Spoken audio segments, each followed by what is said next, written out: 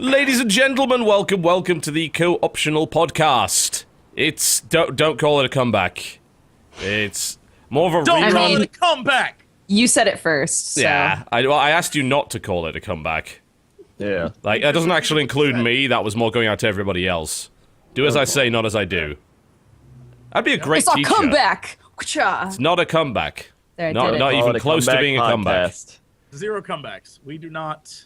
It's not what we do. Not a comeback. If we're gonna lose, we're losing. We do not We've come already back. lost. Yeah. If anything, we've gone home. We're in the locker room, and the coach has just given up. He's in the corner with a bottle of Jack and tears. I can't help but notice that in that remark you were dropping subtle hints as to what your game of the year is, Jesse. I was gonna make that joke. I'm so glad you did. Whoa. This is a we- good time to bring Whoa. up the fact that my Polaris contract, page 2, had an amendment to it I forgot about that said, if this Crendor. information is revealed, Total Biscuit's internet will be terminated. Why My did favorite you... part of this is if I don't people know. didn't catch the 5 minutes of last time. Have no clue. No what idea what we're talking about. Listen, I make my living by providing high-quality non-content and inside jokes. That's all I do. You I are have to history's keep highest doing it. quality non-person, I've got to say. Speaking of high quality just- non-content inside jokes, Oh, not again. there you go. There you go. That's a good year and a half ago. I don't have any inside jokes around me. Unless you've never seen the podcast before, then.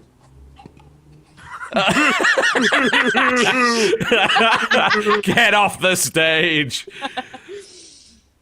Oh, Okay. man.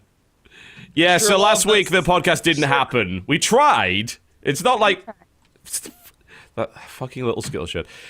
We tried. We attempted it. It took us 8 minutes for Time Warner Cable Business Class to utterly cancel my entire business account for no Wait, reason.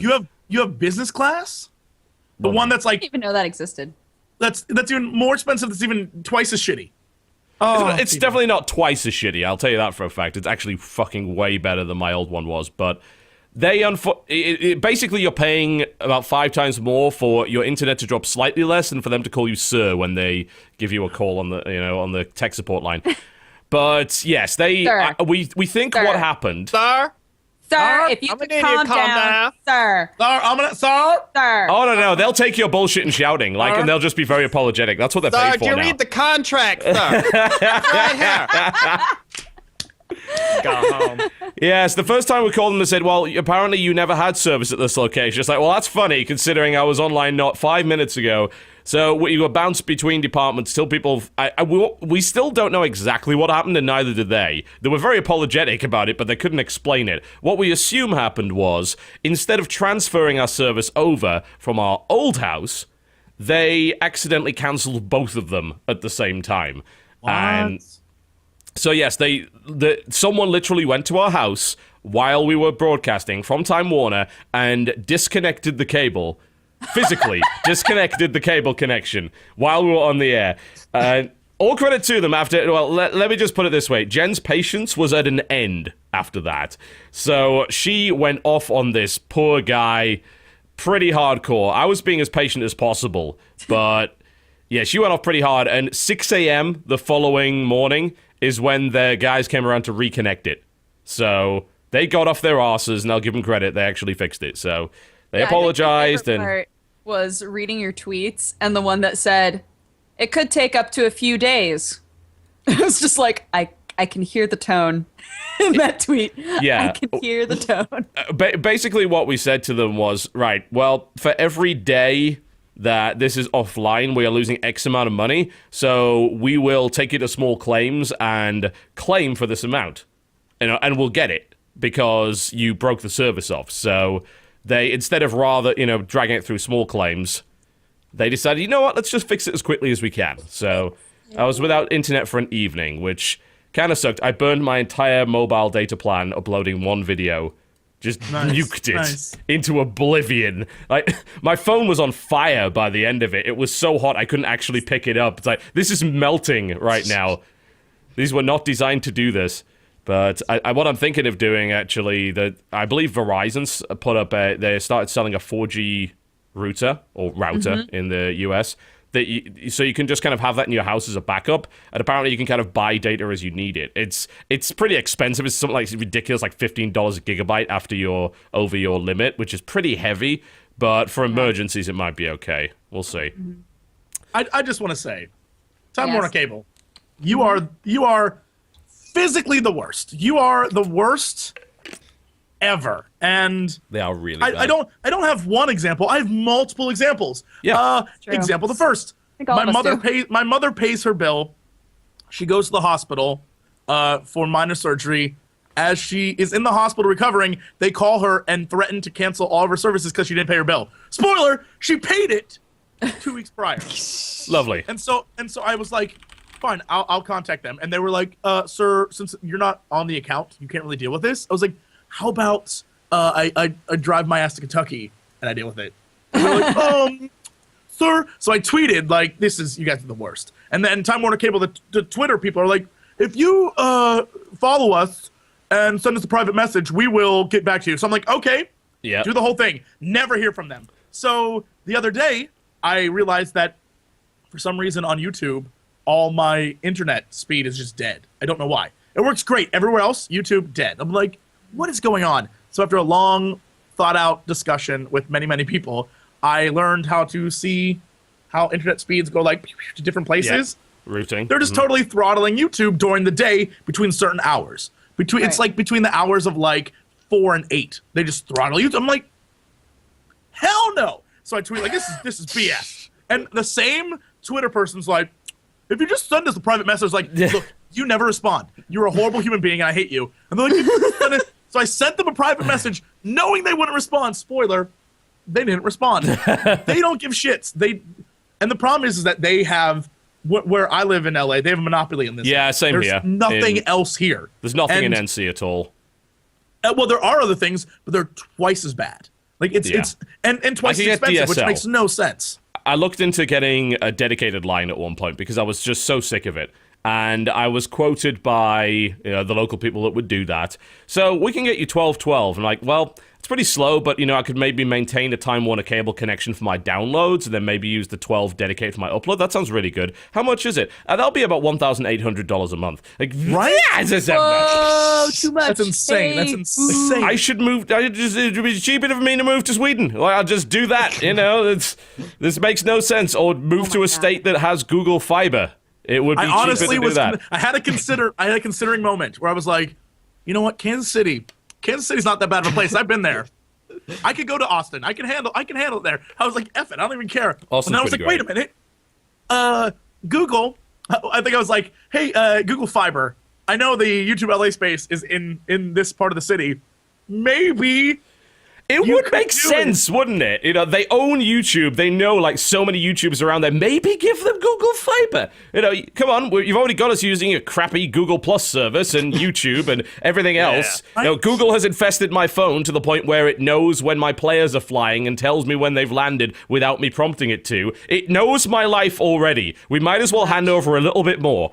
That's What's the harm? People were like, if you do that, you're gonna hand yourself over to the NSA. I was like, look, at this point, I'm pretty sure they know all they need to know. I love the idea that Google Fiber is being cooperating with the NSA, but Time Warner definitely wouldn't do something like that. Absolutely not. No way. They No. have integrity. Of Here in course. Chicago, we don't have Time Warner. We have Comcast Xfinity, Ooh. which is like literally just as bad. It's like their brother. Isn't Xfinity Fios? Or No. No. Well, Okay. actually, I don't know. I get like 50 down, 12 up. You get 12 That's- up. That's not bad. I get 5. No, actually I get 6 up. I'm on 60 down and 6 up right now. I'm gonna Yeah. test mine right now. I get Don't do that. It'll ruin your camera. I get 50 down, 5 up, and I assume it's just as ludicrous as they're like, you know what? It's gonna be like $70 for that. Like that's still a lot of damn money. That's Yeah. like just rude. Stop. I Yeah. can go anywhere else in the world. It's the Here's your upload, options. You either go someplace else in the world where they have no internet and just give up and become like a beach bum, or you go someplace where the internet's like, oh yeah, mine's 100 down, 100 up, America. I pay $1. Sweden. Yeah, I get it for free. We Sweden. pay a Swedish dollar, which is like $800. As soon as anyone is American. born in Sweden, they're given lifetime access to gigabit fiber. Just like, that's the first thing. As soon as they come out of the womb, before they even cut that umbilical cord, it's like, here's the access code to your fiber optic system, sir. And then just this government suit just leaves the hospital, never to be seen again. It's a very mysterious process. True story. Your umbilical cord is the cable they use. To power That explains stem the cells, speed. man. Stem cells. Yeah. They can do anything. Well, they Stem cells can. can do anything. I've been told. They can I do heard absolutely comments in like a YouTube video. Some guy's like, "Oh, I gotta pay off my student loans," and some guy's like, "In Sweden, they pay us to go to school." I was like, "Oh." I've been to Sweden a few times and it was fun. But I gotta say, like, Reddit has an obsession with Sweden to the point where I just can't take it seriously anymore. According to them, Sweden is a glorious weed-smoking utopia, and America is the worst place on earth. Like, well, I don't know if I necessarily agree with that. For one thing, you have a computer that allows you to post how much you hate your country. That's more than most True. people on the I planet. was so just about to say, you got a solid leg up on them it's not there. as bad as plenty of Yeah. places in the world. Like, It's maybe probably adjust not- your perception Yeah. of like what counts as a bad life. Like, Yes. come on. It's not Fallujah. It's not the Congo. It's I think not that could. Darfur. Come on. I think that can be said about. Look, it's not Fallujah. Like that's just. It's not Fallujah. Look, it's not Fallujah. Fallujah. It's not Here's the Fallujah. thing. Sounds like a really great sitcom idea. It's That would not be fantastic. Fallujah. Yeah. It'll only Well, have a NBC. pilot episode because they'll run out of jokes. But Indeed. it's going to be a great pilot. Betty White was amazing in it, though. Just hilarious.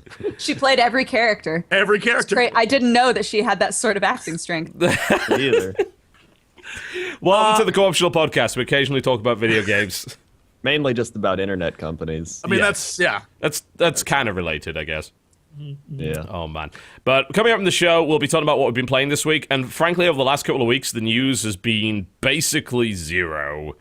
Nothing has happened. It's towards the end of the year. Nobody cares about anything at this point. So, we're going to do an impromptu Game of the Year discussion. We're going to do it. It's not going to be an award show. We're going to do a discussion. Because there is actually an award show coming on Polaris, and they might get upset if we ruined that. Oh, So- guys, I don't want to spoil anything for you all. But watch the award show, and just watch Game of the Year. I did something amazing. It's maybe the best thing I've ever done. Polaris was like, "Hey, submit something to us." I was like, "Okay, I will." So this is I going to feel be so good about it. a big off-the-cuff discussion. I have a number of different categories for you guys, which include biggest disappointment. Oh God. Also Okay. includes biggest example of how terrible gaming has become. Uh-huh. I think this is going to be a good one. I hope they're all just negative. The Worst We main Hate Video character. Games Awards. Brought to you by the Worst Co-optional development Podcast. company that somehow made a good game. Well, I mean, there's only like one company that qualifies for that this year, so that's an easy one. The nominees are Double Helix, Double Helix, Double Helix, and Double Helix. Which one will it be? Oh, Are who we do I about pick? to? Are we about to create our own version of the gaming Razzies? Is that what we're making right now? Because I feel like it's the thing. It's happening. Yes. Best, worst voice actress in a game. I don't know that one. It's a pretty, we're actually kind of taking suggestions for categories right now for this discussion, and there's one that I'm just going to steal from the channel. Snake056 said Beyond Two Souls best movie. Big, which is the best wasn't a game? There you go. Oh man. Oh. Well, if you're going by the least game, then it has to be. Which is the best? save Which is it. the best least Save it. game? Wait, save Yes. it. Yeah, don't tell me yet. Save it. Stay tuned. So that's and the you may category. See what Jesse was talking about Yeah. at a future time in this episode. The best game that was the least game is the name of the category. There you go. The best game Nice that was category. the That's That a was the category. least game. Yeah, There we go. okay. That's a new category for us here. So, yes, that's going to be dominating most of the discussion this week. But also, Dodger, can you remind me what level you are on Path of Exile? Oh, Give or shut take. up! Shut up! Shut. Well, I know shut- that you played it a lot and are definitely past me. I would have to open Yes. it up. I don't remember what level I am. Yeah, so something, I wouldn't say something horrible happened to me, but I think something wonderful happened to me. This year, I've had a real problem with kind of getting really invested in a game in any way. There's been some titles which I have, but a lot of them have been very short, like Brothers. You know, I get really invested in Brothers, it's done in 2 hours, you know, and that's cool. But I wanted a time sink, you know? A big time sink. And I played a bit of Path of Exile, and then I played a bit more Path of Exile, and more Path of Exile. And the first day of Path of Exile, which I think was Saturday, actually, I played 7 hours straight. And then Sunday, I played a bunch more of it, and I've now put 14 hours into it, which is kind of silly. Casual. Yeah, I obviously a casual. I hit level 28, I think. And it's been... Oh, Jesus, it is fun. Like, I did play a lot of it in the beta, like, but it was mostly just for promo stuff, right? Because the company's like, hey, do you want to show off our latest endgame dungeon, or do you want to show off our new class? I'm like, yeah, absolutely, I want to do all of those things. Sure. Yeah. But I didn't expect to actually play the game as much as I have. And it's really, really good. It's so fun. What class are you? I am a duelist. Oh, man. Duelist. You're playing a witch, right? I'm a witch. Yeah. I played that game in beta, and I played the Archer one. The Ranger? I don't know. Yeah. Ranger, yeah. And it was like, the main reason I didn't like that was like the shooting animation was like the animation. The animation engine. It powered the PlayStation 2. There's something about it that like wasn't fluid, and I was just like, this feels weird. But I feel that was beta still, so it may have changed. Yeah, it's hard for me to know about the other classes, because with Duelist, you can use a bow if you want, but I mean, there's an entire tree for it in the passives, but because I don't generally like ranged characters in those kind of games, because I feel you can never get as much satisfaction as getting a giant hammer and smashing everything around you with it. Yeah. You know, that is a hell of a lot of fun for me in games like that. So a class like a Ranger or anything like that just would not work for me. So I picked Duelist, and initially I thought, all right, dual wield. So I was having fun with dual wield. I was being a bit of a blender. I was like spamming double attack, which is really, really fast, and doing all these spins and great stuff. And then in this dungeon, this weapon drops, and it's like my first orange item ever. And it's called Shiver Sting, and it's a two-handed bastard sword. That's the one that you linked me to. Yes. That was like crazy. It's insane. Like, I am still... That's a level 14 item. I'm still using it at level 29. Because that thing actually pretty much has a stat on it that doubles all the damage it does. So it's ludicrously powerful. It makes you immune to freezing as well, which was convenient because I got it just before a boss that uses nothing but frost attacks. So that was hilarious. I just beat her down with this thing and didn't give any fucks. And it's weird because that weapon's now kind of defined my playstyle. And all of the passives I was kind of getting up to that point were more aimed towards dual wield, because that's really what I want to do.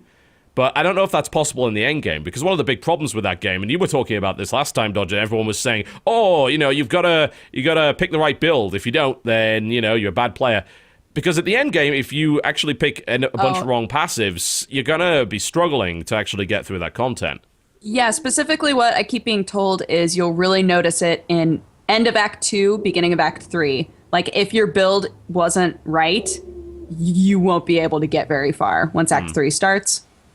So I'm like, cool. That's the problem with talent trees, really, is they give you the illusion of like, I have so much customizability, and it's like, really, you have to do the best build, and everyone's like, go look it up online. And I feel like people just like feeling entitled, like, I went and looked it up online, I'm so good. The problem I've got with Path of Exile is that I haven't found a good place to look it up online. I tried. I thought, you know, all right, okay, I've dug into the talent tree a bit. I've picked what looked like good stuff, yeah? So I don't think I've messed my character up yet. Now might be the time to look at builds. And I go on all the websites, and, like, nobody uses them.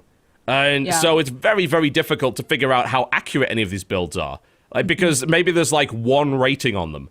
That's not enough trust. You know, I don't know if that's any good. A lot of the other builds are from February in the old beta. I don't know if they're still valid.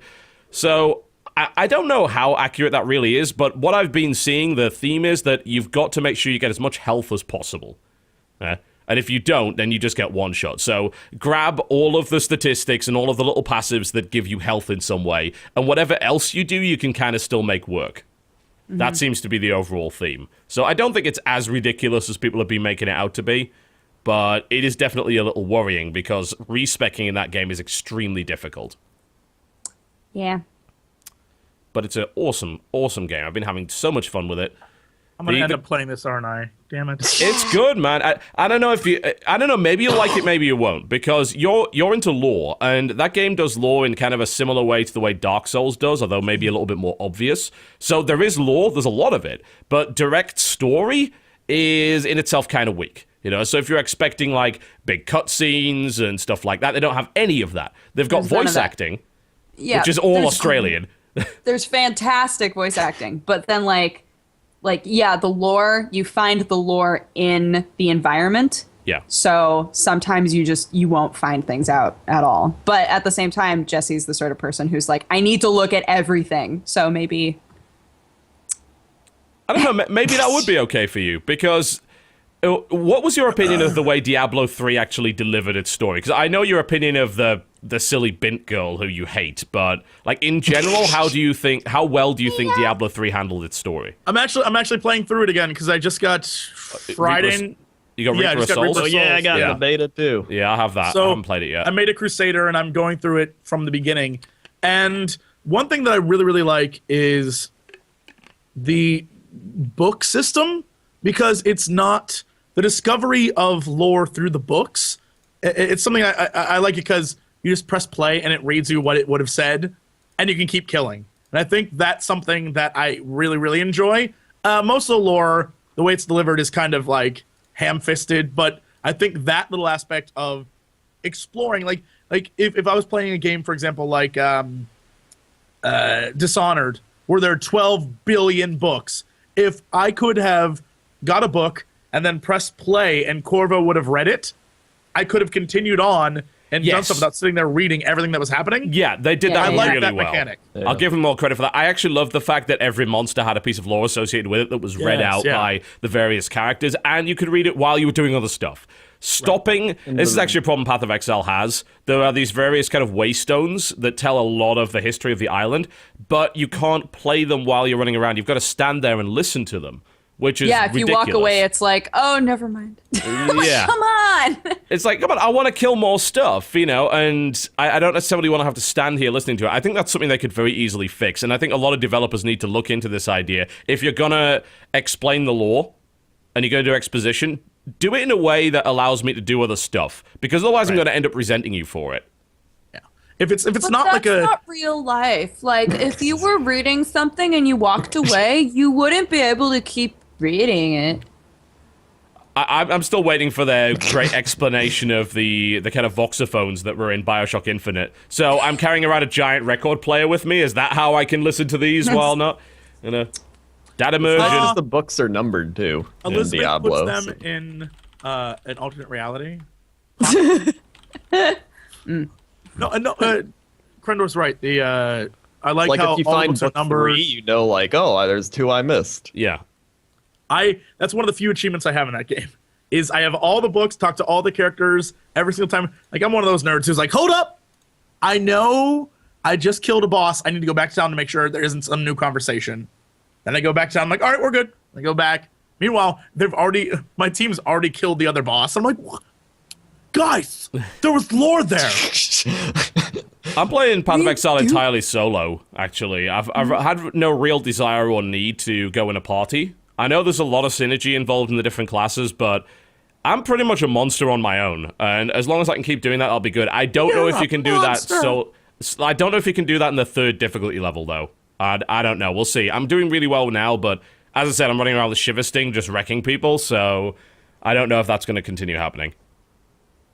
But I love it. I've been having an absolute blast with it. It's been really, really fun. Everybody keeps saying that the best class is Scion, and I'm curious what that's like to play. Yeah, that's the one that kind of starts right in the middle of the tree and balances all 3 different abilities. You don't even get that, I believe, until you've beaten the game once, because you have to actually rescue her at the end or whatever. And then she's unlocked as a character. So she was like one of the ones that wasn't in the beta. She came in last, but apparently getting her is good because a lot of builds are actually based on one of her basic gems called Spectral Throw. There's actually a duelist build, one of the more popular ones that I can tell anyway, is based on Spectral Throne. The only way to get that gem, aside from trading for it, is to actually have a Scion character. Roll up a Scion, get the gem, put it in your stash, and then swap it out that way. Scion just makes me think of League of Legends. Oh, yes, of course, that guy. Yep. I don't understand. Sorry, keep going. No, go for it. Go for it. You're on a topic that I haven't played this game, so continue, please. One last thing is just that the more that I play Path of Exile, the less I understand why she's a witch instead of a necromancer. Because literally all I do is raise up zombies and conjure skeletons and be like, go ahead, go kill stuff, and then I throw fireballs at things while my zombies are killing people. Well, why?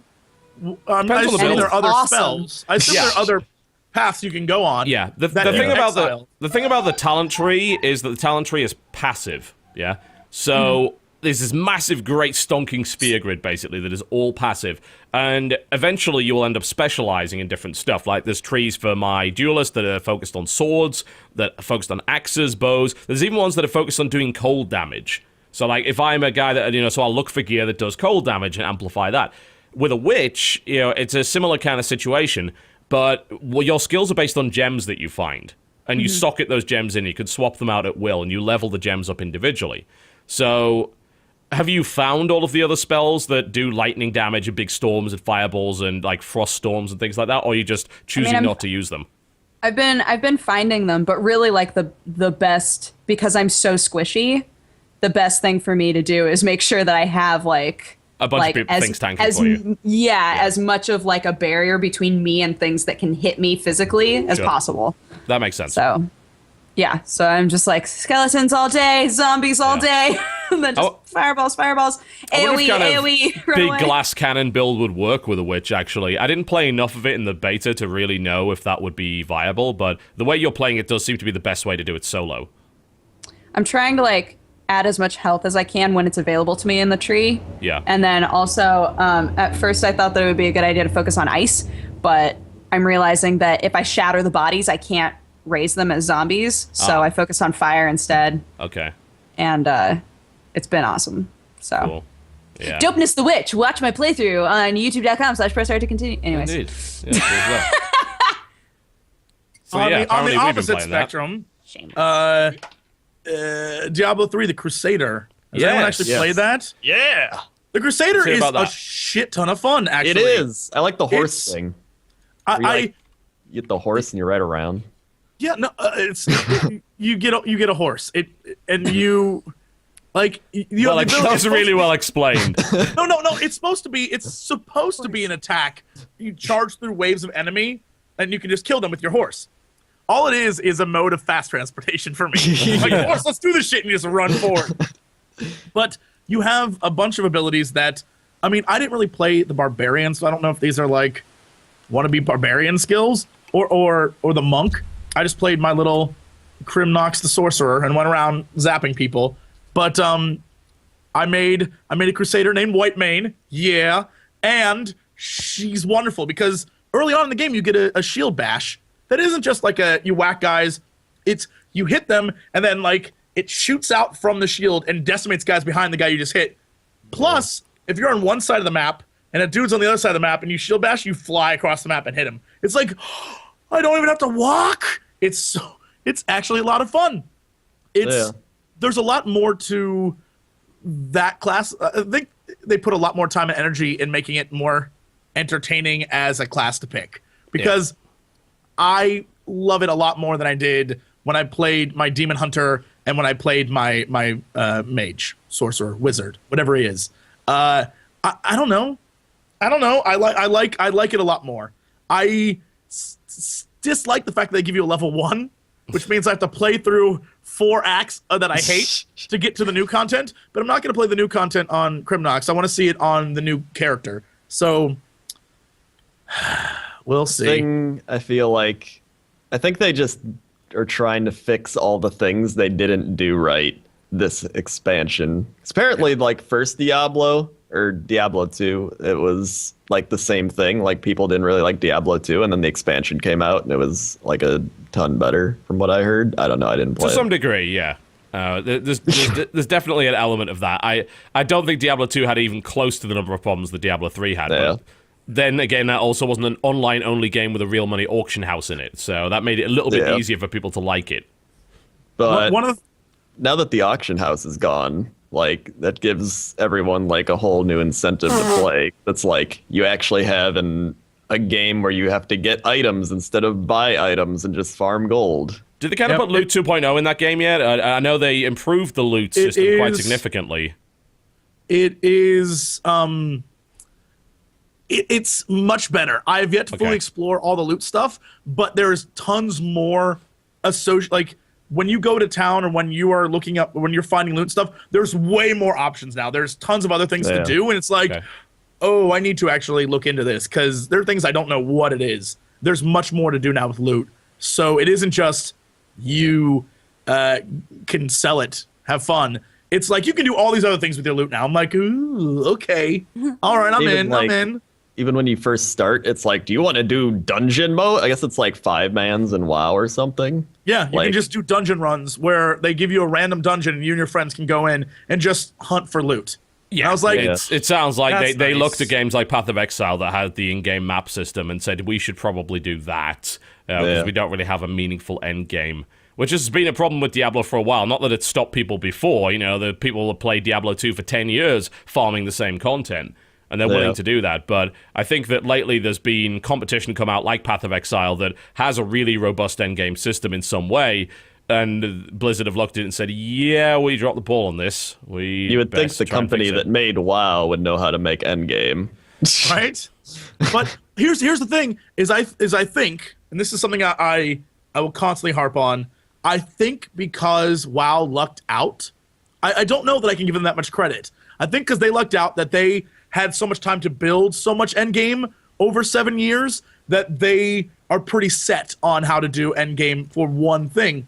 Most other companies trying to make MMOs, literally all of them. I don't think I've seen one MMO in the last 7 years be able to pull off an endgame thing where they can keep people addicted long enough to get to endgame. And I think WoW just lucked out. I feel like they just right place, right time. Yeah. They're that kid who comes off the train from Kansas City, repping you today, and becomes a movie star, right? It shouldn't happen, but it happens, right? Well, and I think WoW just lucked out. Yeah, because WoW had no end game when it started. Like, the end game was awful when it first began. Well, that's the thing is, like, all MMORPGs where it was, like, EverQuest and, like, hardcore people, and they took that, and they were like, let's give it to casual people. And it was like, oh, that's really good. So even though there was no endgame, people were still like bewildered by like the whole concept of an MMORPG. Like, wow, I've never seen this before. Yeah, and then I think they that waited long enough. Now people are super savvy to it, so when they go into it, they're like, Old Republic is maybe the best example. People blitz the content way faster than BioWare thought, and it's like, how could you not believe that would happen? Because everyone, when they make their games, they have assumptions, and that's why when like MMORPG companies say like, hey, will you check out a game, or can we invite you to a thing? I'm like, here's what's really gonna happen. I know you guys are hyping this thing up, like it's got a great story and you've got great like class fundamentals. 99% of the internet is not gonna give two shits. Most of your hardcore players, the ones who are gonna be the ones who get to the end and then go on the forums and talk about your game, they're gonna blow through that stuff and not care. And they're the ones who are gonna either build your hype or kill your game. And people are like, are you sure? Like, yeah. I was one of those guys. I know. I'm pretty sure I know. And I was one of them. And I think it was something that happened in Diablo 2, is everyone blew through the story because there wasn't much one. And then they got to the end, they're like, all right, what can I do now? Just go back through the story again. What? And I will say though, playing Diablo 3, the beta for the new one on PC, I realized how much more I enjoyed the PlayStation version at BlizzCon. I was like, this is much slower than that was. And I was like, damn. I might get it for PS4. I'm strongly considering it for PS4. Like, once Reaper of Souls comes out, get the PS4 version, play couch co-op, and just forget about the PC version. Right? Yeah. Which is weird, and I never say that ever. But in the case of Diablo, it's a bit of a different deal, because when you play it on PS3, and of course on PS4, you realize that the changes they made to make the controller work actually make it a better game. Mm-hmm. It's just more fun. It's more fluid. And yeah, and I don't know what change they did to the 2.5D. They made it like 2.3D. I don't even know what you would call it. You just made that up. Like they made like a weird many angle, Ds. like a shift in the view. He wants the D. Look, sorry. Yep. Sorry. Left guys. Tenacious. 2.5 It's tenacious. Ds. That D. I'm sorry. It's a weird angle shift of how they did it. So it looks less like you're looking from above and more like the side, kind of. Okay. And it looks better. It moves faster, and you don't have to like click to move, click to move, click to move, hold it down to move. Now I'm just holding and moving my mouse. It's just you're like, oh, I'm killing guys. Oh, now more guys are dying. I love it more. I don't know why. I just do. Sweet. Maybe it's because you're lazy and it's like easier to do.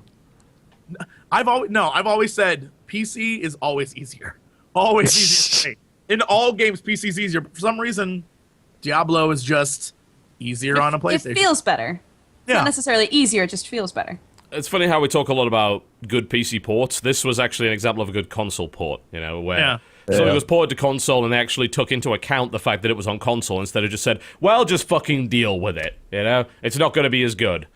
And it works both ways. It should be, you should develop a game based on the strengths of the hardware and the controller that you're using. By doing that, they might even bring people to PCs because they're like, what other games does this company make? Because most people are just like, I have a console. I don't know anything aside from console. So that's often very true.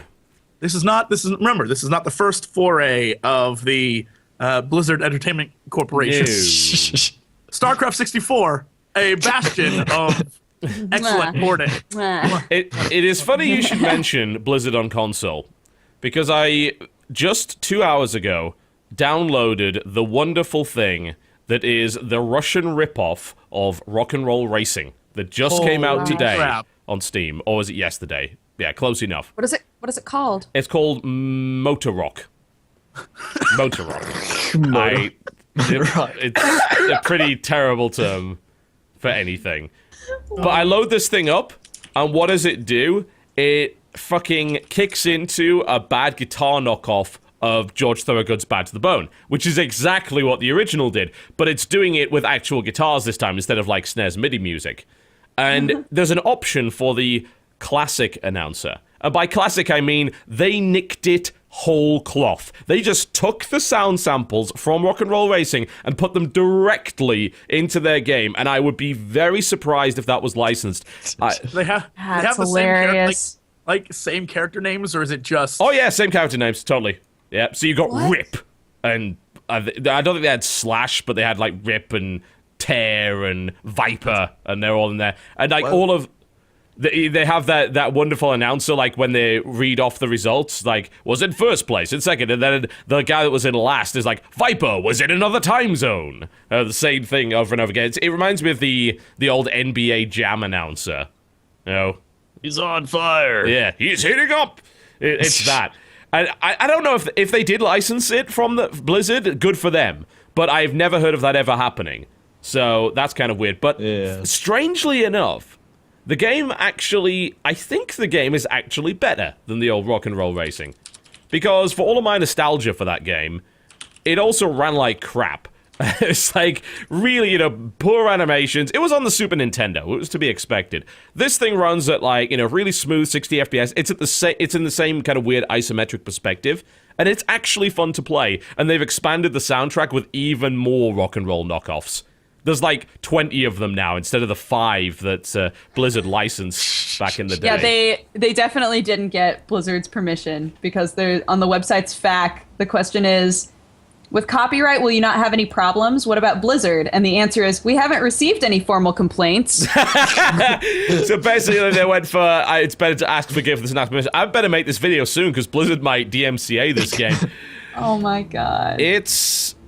I don't know, man. So far, after playing it a little bit, I have got to say that as Russian knockoffs go, this is not a bad one. The actual gameplay is not that bad. And that really surprises me. It's the same kind of perspective, it's smooth, it's fun to play. The art style's nowhere near as good, and everything else about it just reminds you that Rock and Roll Racing had some actual soul to it. Right. But this is okay. The weird thing is that what you're seeing on the screen right now is the trailer for it. There's a behind the car mode, which is way easier to play than the weird isometric view. Because if you play in isometric, you always crash into shit. Always. But that's half the fun of it. But if you play behind the car, you can actually play it like a regular racing game. And I think that kind of ruins it, actually. It's just... It's not quite the same. But, you know, everything, like, you can see how Russian it is. Like, look at how bad our font choice is. Look at how bad our menus are. But the game's actually pretty good, strangely enough. I forgot the character designs in this game. Oh, man. They are amazing. The one So guy good. looks like Slimer. Yeah. Oh. This is great. This is great. Yeah, The I don't future know. I mean, elves. I'll play a little bit more of it, because I'm really quite curious to know whether or not it's actually good or whether I'm just kind of being blinded by how shiny it is, but... I love the knockoffs. There's a Motorhead knockoff and a Slayer knockoff that are all just hilariously done. Like, they're just... Good. They're kind of karaoke style. You know how they do karaoke tracks to try and not infringe copyright? It's like that, only with metal. And it's comical, but it's actually fun to listen to. And I think on Steam, if you buy the game and download it, even if the game winds up getting pulled, you still get to keep still the have it game anyway. since you bought it. Yeah. Quick! Buy, So, buy. Quick! This is mad money right now. More Blizzard right Everything into Motor Rock right now. Go now. Yeah. So I've been playing a bit of that, and it was rather strange. I think the only other thing I've been playing, aside from, of course, Chivalry. Yep. Chivalry's a fun game, isn't it, guys? It is a very fun game that we played on a Polaris channel that you could go check out. You can Indeed. also check out all the free-for-alls on our own channels. Yes. You should definitely check out mine. You know what? Never mind. You know what? Don't watch any of theirs. If you want to see someone who doesn't know what they're doing Wanna and see knows Jesse they get don't know what shot they're in the doing, head multiple just watch times by myself. You can go watch Jesse Cox's first person. Jesse put the least effort into his FFA out of anybody, so, you know, just have a look at that. all I did was show it. I don't need to hide how that went. I didn't do it until I realized all you assholes were like, I'm just trying to be bad.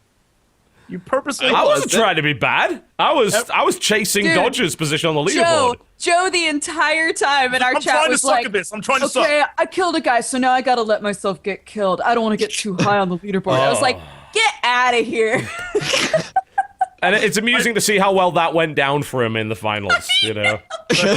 Well done there. My favorite moment Types. my favorite moment in our entire chat is, I think it's 3 minutes into my video. I don't know if Dodger kept it, but it's truly brilliant.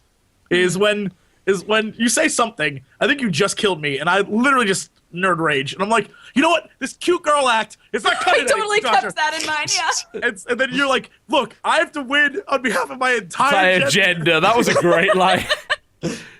The highlights by reel on winning- Dodgers is probably the best one of all of the FFAs, because it's actually really fucking funny, so go for that.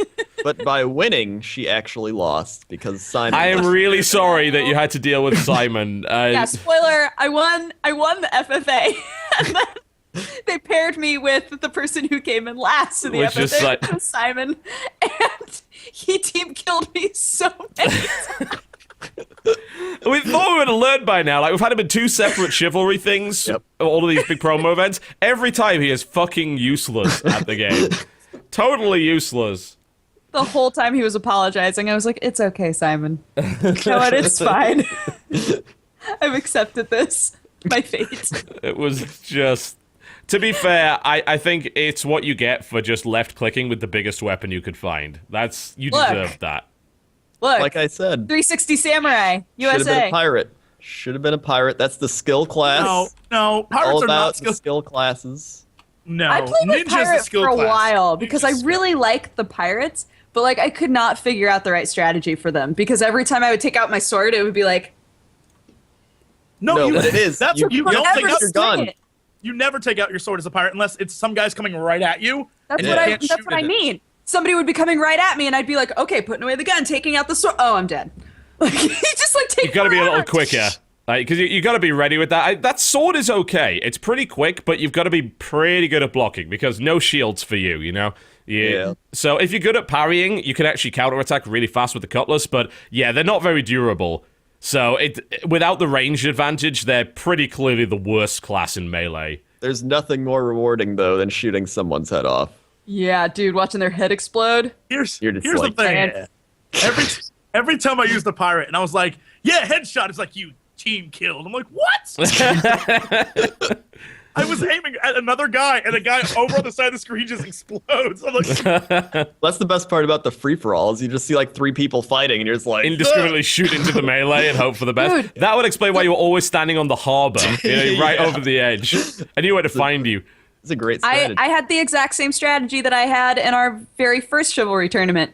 Wait until there's a clump of people, and then run over and just go, Yeah. kill, Wave kill. the biggest, longest weapon you can find into a melee and hope for the best. as a samurai, I found the 4th weapon is an even bigger, longer sword. Yes. Yeah. And it's even heavier. And that thing, if you do, I don't know what button it is for everyone else, but on my mouse, it's like one of the side buttons. It does a down slash. Yeah. You can't defend that thing. Once I figured that out, the last half of my video was me just going up to people and just going slash, and it's like, you killed 4 people. I'm like, this is fantastic. It is. I pulled a dodger, and I felt really good about it. I was like, I get it now. But it's more like you pulled a husky. You figured out a tactic that no one else knew, and then won with it. Well, except you didn't, but kind of won a Bronze bit medal, with dog. it. Bronze medal. You won a bit with it. You didn't even get the bronze. You got like the second to last place. Free for all bronze. Second to last place. It's a dodger. Look, I feel good about at least beating dodger. I'm not including Simon in that. Look. I'm not just. It was fun. We had a lot of fun. Yeah, we did. We did. It was definitely a good laugh. And as usual, the reactions were as predicted. Every time we do a tournament, there's always a lot of salt in the comments section. Huge amounts, like mounds of salt, pillars of salt. Speaking of tournaments. Indeed, plug time. It is time to make it rainbow again. Oh, shit. It is. So, the Speed Bowl League will finally be happening. I'm running it because I have no time. I have time. Yes, have and a lot I of don't. time. And he doesn't. So I'll be doing highlight shows and running it and all that stuff. And it will go... Making all the ad revenue. Yes. Oh. And so... My team this year is good. Yes. Yeah. So we have myself, Total Biscuit, Dodger. Yes, I will play. Force Starcraft, Northern Lion, Knor. Knor is a problem. But it's like, this is a guy who's like one of the best Blood Bowl players there is. This is going to get... playing Vampire. Oh, are you afraid? I'm kind of... I'm terrified. And we have Strippin, Tales of Lumen, and Quill 18. Yeah. Oh yeah, and Unit Lost. Yes. We have 10 teams this time. 10! Because since it's Speed Bowl, the games are faster and shorter, so I figured might as well add like 2 extra teams. It won't be as much of a commitment to watch our games. Yeah, you Just don't have sit to down wait. and be like, oh, it's over. Okay, Yeah, well. it's not a 1.5 hour game like we did last time. Speed Bowl is like 15 to 20 minutes because the turns are 45 seconds. It's also a bit more, let's just say, accident prone because you by no means have enough time to properly think your moves out. You can't I'm move gonna be everybody on your freaked team. out. I panic so badly. Yeah, I need to practice it. I will play goblins. I am going to play goblins, which is going to go horribly. Horribly good and horribly bad. Yes. You might chainsaw people and then chainsaw yourself. That's goblins. I'm playing arguably the worst team. Are you playing halflings? Halflings, yeah. Oh, Jesus. I'm so excited. I'm so excited because everybody was so sad that I wasn't halflings last time. And I'm like, look, this time. But you never know. The 40 halflings are seconds. going to make it happen. Have you made sure that you can get a chef? You got to get a chef. You I got thought to. that you could only have a chef as like inducements, but Yeah, that's Nora was why like, you don't spend all of your money so that you get 100,000 coins in inducements every time, and then you just buy a chef. It's too late. Spent it all. Fire somebody from your team. I'm playing the Underworld team, which is goblins and Skaven and a troll. Yes. And we are the Dark Rainbows. Get it? That's a It's terrible like name rainbows, for but we're- anything. That's the What's the stupidest underworld? It's the effing Dark thing I've Rainbows. ever Horrible My heard. troll name. is named Rick Troll. Yes. Good. It's wonderful. He can throw my goblins around, and he may eat them. There is a Yes, possibility. there is a of that possibility. happening, but I'm excited. We got My, 6 of the teams signed up yet, or no, 6 or 7. So we got 3 almost more there. people. We're almost there, and then we're gonna get it going. Yep. I think Kennor's playing vampires. Yeah. Yeah, he is. That's going to be a really weird one. For those who don't know, vampires are really, really good stats-wise. Like, they're monstrously good stats-wise. Really well-rounded players. Except they have a slight problem in that they get distracted very easily. So I think with every single vampire or something like that on a roll of a 6, they try and go and suck someone's blood, and that could actually Yeah, they be... just peace Yeah. out. Yeah, and that could be a friendly as well. So they're ridiculously unreliable. Yeah, so it's like they have thralls. There's like thralls and vampires, and then if they have to like have one next to them, because if they roll a 1, then they have to bite something, and if they don't, they get a turnover. What? So that's not good. F that game. F that game. F that stupid game. I'm Stripping. glad you're not playing, Jesse. I could do without the just game after game of whining. Griffin is game. playing the Wood Elves. Oh, He actually asked me if he tryharding. could use my footage so he can make a video about how bad the team was last year. I was like, have fun. Yep. Like, you enjoy that. Wood Elves, one of the best teams, played by Jesse in the most disastrous way possible. Yep. You gotta go Oh, for man. it. You gotta go for it. Yeah, so What a that's game. coming. That's coming. Yep. Fun. It will Yeah. be quite enjoyable. So, Crendo, what have you been playing this week exactly? Let's see. I have played obviously Blood Bowl. Mm-hmm. I played Hearthstone. Good old Hearthstone. Hearthstone! Legendaries! Everyone loves the legendaries, Legendaries. right? I've been just working on. Oh yeah, there's that Polaris Hearthstone tournament. Were we supposed to talk about that? I think I don't know. We did. Well, There you shit. go. I announced it like on my channel. I'm like, hey, there's a tournament. Oh, okay. I'm gonna Well, open- all right. Cool. I've got that on record as your fault then. Excellent. I'm not going to get blamed for that shit. I think The it's stream in my goes down. contract. It is in his contract that he. Perfect. Time Warner Cable cancels the stream again. It's like, God damn it. Stop. Shh, stop. So I'm working on my awesome leaks. legendary decks. My decks are the best because I have my Mage Secrets deck, which is the most annoying Annoying thing deck on the anyone can play. fucking Shut your planet. face. Shut your There, face. people always think it's just Ice Barrier or whatever, but then they get surprised when I have all the Mage Secret cards that they've never even seen before, pretty much. Like Spellbender, no one ever expects Yeah. Spellbender. so Spellbender great. is so good against rogues sometimes because they do, or in fact priests, they do the whole I'm going to buff this thing to high heaven nonsense, and then the Spellbender steals it and becomes monstrous, then punches them in the face. It's very Here's- fun when you have an 8/8 and then they have Spellbender out and they mind control it, but it mind controls the Spellbender. Nice. Here's what we're gonna find out, and I feel bad for everyone who has some illusion that this game is gonna be fair. What we're gonna find out in this tournament is that everyone who spent a ton of money on packs to make the perfect decks is gonna destroy everyone. It's gonna win, and everyone yeah. else is just gonna be like, I tried. So I going deliberately in, made some terrible decks for this tournament. Like, I made 3 entirely random. I didn't even look at what was in the deck, and I just sent screenshots. I was like, I'm not even gonna look at this. I don't want to know. 3 entirely random decks.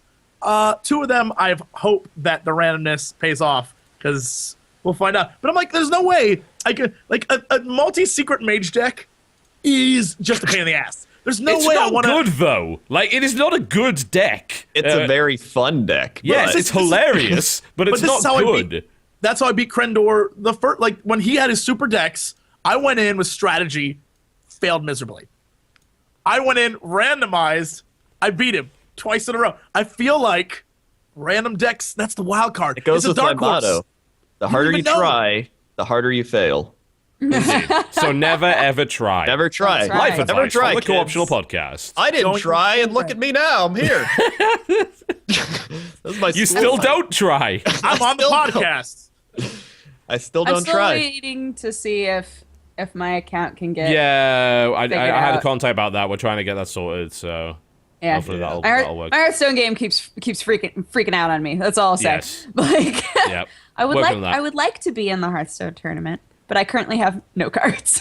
Yeah, that's something that can be sorted out. So It's I've only Whatevs. spent like $300 on the game. yeah. I mean, I've only spent about $450 on the game, which seems entirely reasonable. I spent $2.99. Is it I bad wanted that I've hit a card. I point wanted that now? card so badly. The whatever that card is, the one that you get for spending money in the beta. I wanted that card. Yeah, For Gelbin Mechator. yeah. Yeah, that's why I It's spent $2.99. I got 2 packs out of it. Best decision I ever made. It's bad now because I have all the cards, but I'm like, I could get the gold cards. They're animated. They're cool. The problem I had was I could have had all the cards, but then I decided, you know what I'm going to do? I'm going to DE hundreds of cards to get all the legendaries instead. So I have some holes in my collection. A lot of what, if I ever get a pack, it's often just, oh, I got a pack of dust. That's nice, because everything I get is something I already have. It's kind of silly. That's why the secret mage deck turns out it's the I had to craft that guy. What's his name? The Arcanist or the Archmage Antonidas? or no, not the legendary. Just he's like normal card. He's like the what are those guys? Oh, the that they- Ethereal Arcanist. Yeah, that He's one. a dickhead. You He's an put- absolute dick of a Put card. out the card, the secret that's like when you take a fatal blow. Yeah, you- Ice Block. Yeah, and you just keep that out, and you put out the Arcanist, and he just gets buff every turn. Yeah, Ice Block Ethereal combo is just a nightmare to deal with. Yeah. It's really, really good. I am very afraid of when that game releases and is live, because I know what's going to happen because it's so early and there's already a set number of cards. My inner like completionist is going to be like, I can get all those cards. By the time they have a new decks out, I can have all the cards, and so I will just funnel money. Oh my into god, this when game. expansions I'll be like, come "Oh my out, God." I'm just gonna. It's just You know what the most ridiculous thing is? Everywhere. This is not the card game I spent the most money on. I have an example. Oh no. This is one of the 4 complete sets of Shadow Era that I have. This is from the Kickstarter that they did that I backed. They're still fully sealed because I got them because I really liked Shadow Era. And these cards are actually great. They're all like full set of Shadow Era cards. And that cost me more than Hearthstone has. And what they also do when you do this is they give you a lot of in-game currency. By a lot, I think I have 890,000 of their credits, and a booster pack, their starter decks cost 100. So I have what? so much fucking currency in that game. It is just ridiculous. It's like my IP in League of Legends because I got so many referrals. It's just hit a point where I have like 140,000 IP and like nothing yeah. to spend it on. And then Oh, people you are actually like, you get IP now, don't you? Like the funny thing is, you never got IP when I did the referrals thing. So Well, I got I have 600,000 riot points, yeah. which doesn't do anything for me because you can't transfer them to IP. It's like, well, I need a few. Obviously I haven't played in like years, but I needed some runes, and I can't get the runes because I have like 600,000 riot points and 3 IP. Just like, well, this sucks. That's what I got to the point in the old referral system where I got my name on the wall. Yeah, I They're saw like- your name when I went there.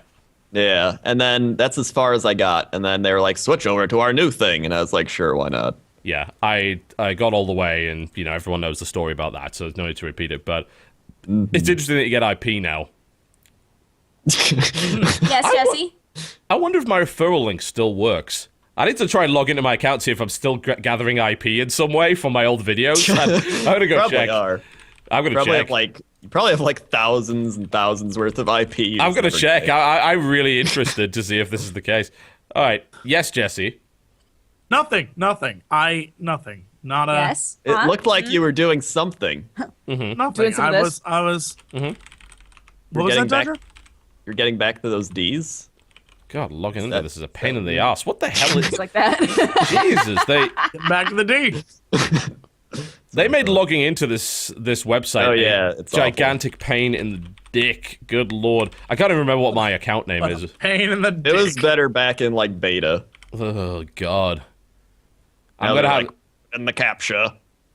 Yeah, I'm gonna have to try and figure out what my username is. I'm pretty sure I had to change it because someone else had my name on US or whatever when they transferred my stuff over. Someone did, because I remember when we played that one time. Make mine like your name, I named myself Not Jesse Cox. Yep. Yeah, So- well, I was smurfing at that point though. Like that was the aborted League of Legends video that never happened. It was aborted, yes. We started that, and it didn't go very well. Like the commentary wasn't really working, and then pizza arrived, and we just didn't do it, and that was the end of the series. That was it. I don't think we actually did. I think it was like 15 minutes of recorded footage, and then pizza arrived. We're like, well, See, there's your mistake. That is beautiful non-content. You would have put that up. Pizza arrived. We million did though. views. That became non-content because that delivery also had the deep fried Twinkie in it. the deep fried Twinkie that we ordered. Yeah, so it did become quality non-content. What the hell is this capture? The fuck? People loved it. Yes. This Oh, Captcha, you are the worst. this is a This appears to be a picture of lotion. What the fuck is this thing? The other day I had a I'm caption deadly that was serious. amazing. It was four letters or numbers. I couldn't tell what it was because there's so many lines going through it. I was like, what is this? What is this number? Is this a 7 this or is a a 1? And nightmare. then the little picture next to it was blurry. And I was like, this is I was like, Okay, I'm never successfully gonna be able to logged log into in. this. And then you refresh for a new one, and it's just as bad. And you're like, what the How And do then you? it's like, here's the audio, and it's like, hey, please, No. All right, guys, internet. And there's this like Yes. noise in the background to stop Yes, like. internet. Yeah. It's really bad. If you want to freak out like ghost hunters or whatever, record the Captcha audio because it's like.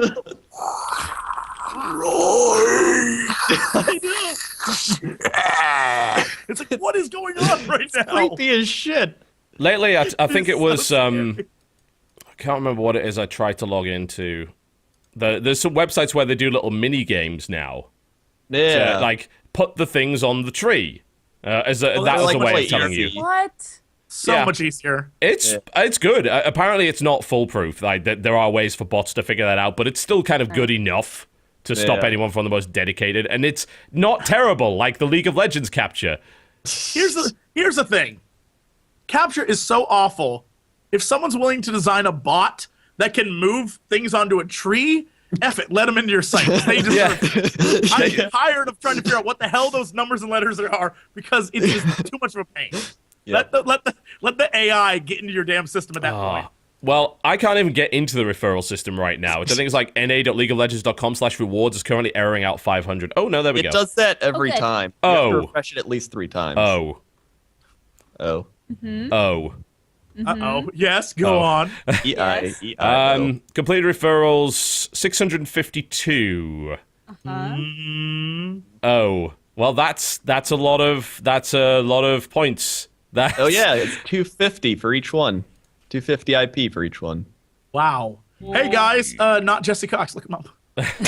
I'll never play it, but I just That's a want lot of IP. All right, yeah. This is funny because I haven't been actively doing any of this. This is just off like my old 3-year-old video. And I think Yep. the sign-up link is exactly the same as it always was. So I'm just passively collecting referrals on a game I certainly do not play anymore. YouTube problems. Perfect. Being a little bit weird. YouTube problems. that might not be my account. Now I gotta go look it up. Hold on. I want your stuff, and I don't know why I want it, but I want it. Internet. Yeah. No, I'm not coming back to League of Legends on that basis. I don't even play Dota anymore. It's come down to the fact that I just can't be asked to play games with other people unless I'm beating them in the face. So team-based Man. games for me, no. I'm a horrible antisocial prick, so team-based games are not happening for me now. Dota was a weird flare of love for you, wasn't it?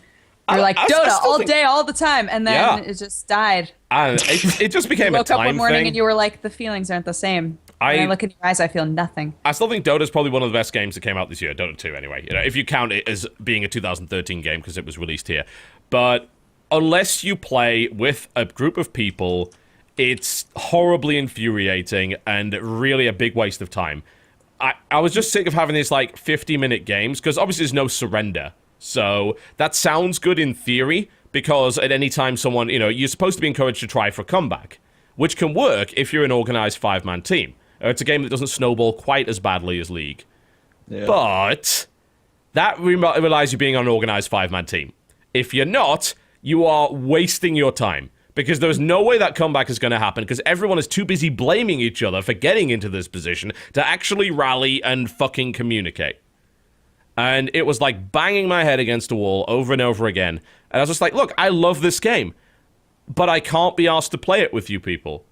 So, maybe I get back into it with an organized team, but I don't know. Gaming has to be kind of convenient on my schedule now because I'm doing all this other shit. And Dota is not. Not only are you waiting in a queue for maybe 10 plus minutes, then you get into a game that just becomes an absolute fucking disaster piece for the rest of the hour.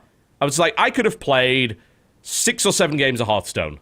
Or I could have made a video. Or I could have laddered and played 3 games of StarCraft. And at least if I lost in StarCraft, it was my fault, Even in LoL now, I just play ARAM because it takes like 20 minutes, and it's like, oh, it's more fun. Yeah, Nobody yells at each other. Yeah, I was playing Smite for a little while doing the ARAM mode, and I actually had a lot of fun with that. Like, I'd probably go back to League just to do ARAM, because I have all the characters. It would be especially fun to do that. So, I don't know, maybe I'll do that. Yeah, it only takes 20 minutes. Yeah. When I had friends that were really big into Heroes of New Earth, they had the exact same complaint of like, I wait forever to get into a game, and then nobody knows what they're doing, and it's a shit show. So why even bother? It's like, oh man. Yeah, it's sad. It's actually why I played Dominion for the longest time in League before actually leaving League of Legends, because Dominion has a set time on it. Yeah, it can't be a 55-minute game, and it doesn't really snowball because the game's kind of very much a back and forth. Yeah, so I was actually enjoying Dominion a lot. Yeah. And then a lot of people say, oh, Dominion's, terrible or whatever. It's like, is it really, though? Like, if you're competitive, I guess it is, but... It's for casuals. Which is fine. If I'm playing solo, I don't give a shit, because everyone else is a fucking terrible casual as well. So I might as well, be playing a mode that caters to all of us. Yeah. That's true. But every time I played it with Purge, I loved it, because it's like, oh, I'm communicating with someone, and we're having a really good time, and it's really awesome. And even if you lose, you feel like you tried, Yeah. You feel like you didn't completely waste all your time. Yeah. So that is a game that you have to play with people. You have to play with friends. All those games. All the MOBA type games. I don't know. I think you can get away with Awesome Nauts. Awesome Nauts, like, your individual skill can carry pretty hard. Because it's just I played Awesome Nauts this week. Oh, Starstorm is in early access, isn't it? Oh yeah, we did play Awesome Knots. That's right. Because I'm trying to get, if I'm gonna voice a character, I gotta be better at that. Oh, you're doing a character voice? Cool. Yeah, they made a little fox character. And so they were like, "You want to voice it?" And I was like, "Yes, I do. I'm terrible at your game though, but I would love to." So now I'm trying to get better because I'm really bad at it. Like really bad at it. You should play my guy because he is way overpowered still. Oh, is he still as bad? I haven't unlocked him. Oh, you're way too early in the game. You'll unlock TB before you unlock me. Oh. You can bypass that by, if you buy the skin, which is like $3, it actually unlocks the character. Oh, it just unlocks the character. That makes sense. So that's actually a really easy way of doing it. Yeah, I think I just unlocked Simon's character.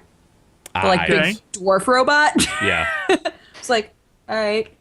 But half of that game is Polaris characters. It's just silly. That dude who shoots dead cats at you. F that guy. He's an asshole. OP. He sucks. Durple? Durple, yeah. He killed us so many times. He just hunt us down and just toss cats at us. We're like, stop it. It was the worst. So now really what I need to like consider, because I feel like every voice under the sun, like every extreme version of a voice type has been utilized in that game. And I'm like, here's the thing. They know what kind of voice they want. Though. You can get away with it. Okay, that's good. Yeah, most voice recording has an experience voice actor. Yes, go on. Continue. They know what they want the voice to be, and they'll tell you, we would like it to sound like this, and then you try to do it, and then because you're classy, you send them one that sounds nothing like what they want, and that's 99% of the time that's what people choose. True, that's what they'll pick, and they'll be like, "We didn't even think of this," and that's because you're smart. Yeah, they told me to do that gangster thing, and it's just like, I still believe that that was probably some of the worst voice acting anyone has ever done for any video game in the history of anything. And they were totally fine with it. And I was like, why did you make me do that? Why did you ask me to do that? Of all of the things. It was beautiful. It was horrible. It's very cute. Masterpiece. Horrible. Yeah. Just terrible. You know how I know that my character is loved? I'm starting to see more Rule 34, and I feel really good about it. No. I feel really good about it. There wasn't a lot to begin with. There wasn't a lot. And I was like, maybe it's because he's so damn ugly. But you know what? I feel like I have Japanese fans now because they're appreciating his wormy nature. That sounds like a really good time to go to a break, actually, as that happens. When we come back, we can conclude whatever we've been playing this week, and then we can talk about our imaginary video game awards that we made up for the rest of the show. That will be the rest of the show, folks. You're watching the Co-optional Podcast. Don't go anywhere. We'll be right back. Go buy the Smug District. Ladies and gentlemen, welcome back to the Co-optional Podcast. You just heard the sounds of Miracle of Sound with the new Black Gold 2013, which is a fantastic track from his latest album, which, if I recall correctly, goes by the name of Level 4, and you should buy, because it is great and full of really great tracks, including the Wub Wub song from Saints Row 4, which is like the best thing he's ever done. Wait, It's got a lot of wubbing in it. It's called Higher Tonight, but it's got a I lot thought of you were wubbing. talking about the song that goes, whoop, whoop, move over, that ass, too fat, whoop, whoop. That's what I was imagining. No. But you weren't talking about that It's song. not at all that thing. That's not the song we're talking about That- in this It situation. should be. That song's great. What the fuck? That came out of left field.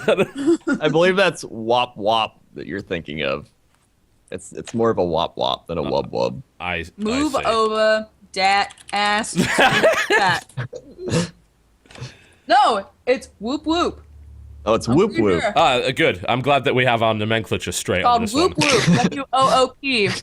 Whoop whoop. Pull over, that ass, too fat. It's great.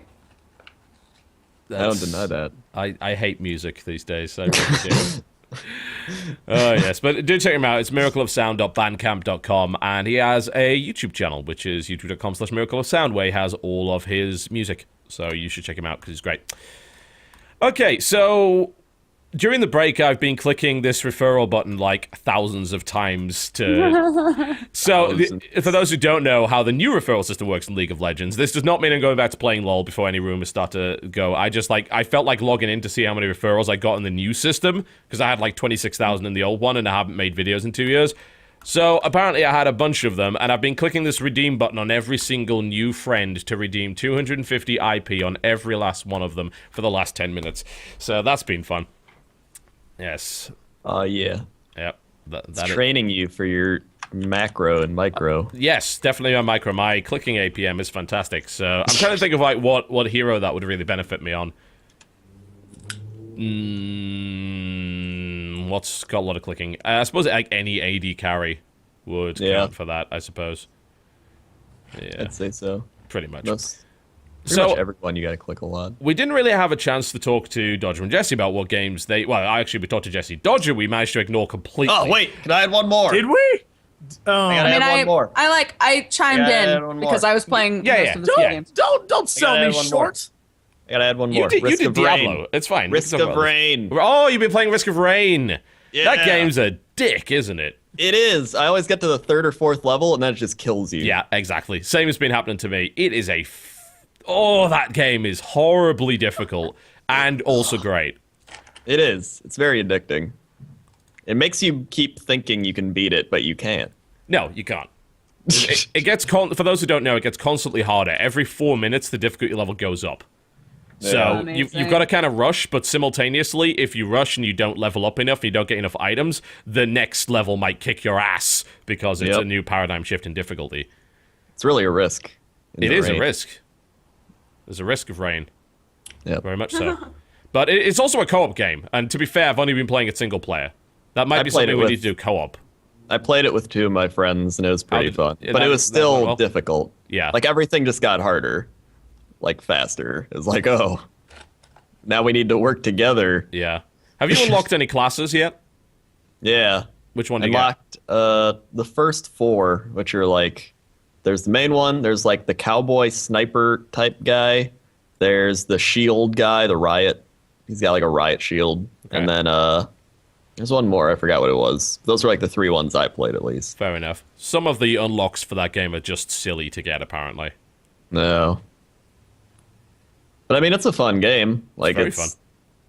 It's one of those like addicting type games that you don't really know why you're addicted to it, but you are. it's really compelling. I think every experience in that game is different. Every time you play, you get a new set of abilities, and things just go a little bit differently. Maybe you get really, really lucky where the portal's right next to you and you just blitz it at level 1 and then go and kill stuff to get items, and which I found is the way to do it. Yeah, I was kind of doing things wrong by delaying it. It's like, find the portal as quickly as possible, activate the portal, run away, it'll spawn a ton of monsters, kill them for vast amounts of money and energy, and then grab as many upgrades as you can, then kill the boss and move on. That seems to be the way to do it. Yeah. It's damn good, though. Fantastic soundtrack, too. Incredible soundtrack. Yeah. Soundtrack's awesome. I love it. I think it might be my favorite soundtrack of the year, actually. Yeah, it's really good. Which I think is going to be one of the questions that we ask you in the next couple of hours as to what your favorite soundtrack is. No, it wasn't. Yeah, I'm adding it. Fuck you. It is now, guys. It is now. It is now. Yes. Best music stuff. There. I wrote it in myself. Music There you go. Stuff. Yep. All right. I'm going through right now like a list of all the games that came out this year to remind myself. Me too. Good. Thanks for contributing, guys. Yep. Well, I already contributed. Also, congratulations to those who just saw my email box and saw that I've been shopping a lot on Amazon recently for Christmas presents. There we go. I leaked that information. Like, we saw a thing. Hey, did you know we saw a thing? Yep. I'm just looking at it saying, did I just leak critical information? No. All it shows is that I like Amazon. Okay, we're good. But what were you buying on Amazon? Dun, dun, Wait. dun. I can't say it because Jen might be watching the podcast. Oh! Can't tell you. She won't have noticed that. It's fine. Crender, Hey. Is she in the chat? Let me check. did you play a love sim? We talked about Oh, you playing yeah, a I love did. sim, but did you actually do it? I did. I played a love Which sim. one did you play? I played... Oh, what was that one called? It was, you're this girl, and you like this guy, but he breaks up for you for no reason, and you got one more date to make it up with him. And so, the game is so heavy on dialogue. Like, it was just so much unnecessary dialogue. I was like, and it was still going. I was like, when's it end? It never ended. And her friend comes along, and then there's these bullies that, like, apparently cut her face. What? Like, she's in a classroom, and the bullies are like, hey, we don't like you. And she's like, why not? And they're like, we don't like you. And then they, like, block her off and take, like, a knife, and they're just like, and they're just like, yeah, that's what you get. I was like, what's going on? You clicked all the dialogue. You probably made wrong choices. No, you they- got yourself scarred. When you click through the dialogue, then you get the 3 options. And then I clicked the option was just like, ignore them. 'Cause I don't know. And then I ignored them, and they were like, we're gonna cut you. I guarantee every No, option was like, I I fight don't them, know. and it's like, they cut you. I walk away, they cut you. I ignore them. Get cut. So I just got like a little bit through that game, and I was like, all right, I've experienced that. I don't need to finish this. We were talking about the love sim that I'm playing, Always Remember Me, which Oh, that one, continues yeah, to just get better. And Crender was like, I need this website that you got that game from. I Yeah. need to play one of these games. And it sounds like you wound up with one that is crazy. Yep, I'll find one. I'll find a good one. Yeah. No, my favorite thing about the one that I'm playing right now is like it's really fun, but every now and then, like you were saying, that the dialogue is super. It just goes on forever. Yeah. They explain things that don't need to be explained. Like there was this cut scene that I could play through that was like one of the dudes that is a love interest shows up when I'm trying to find a card. And I'm looking at super romantic cards, and he's like, no, you got to get a funny card. And he picks up this card, and the dialogue said something like, I could tell that it was a funny card because he began to laugh. He then handed me the card. I opened it up, and just as I suspected, it was very funny, and I began to laugh. And I was like, why? Torturous exposition in the visual novel style. Why do we need to look? It doesn't need to be explained. It It's doesn't like- need to be explained. It's like if you ask someone what they ate for lunch, like, I ate a sandwich. Well, it was a ham sandwich. It had tomatoes. It had mustard, onions. Got the onions at the grocery store. Actually, Pretty nice I crisp. opened up my bag of bread and realized that some of the bread was moldy, so I had to sift through the bread until I found pieces that didn't have any mold on them, and then I made my ham sandwich. Just like, stop.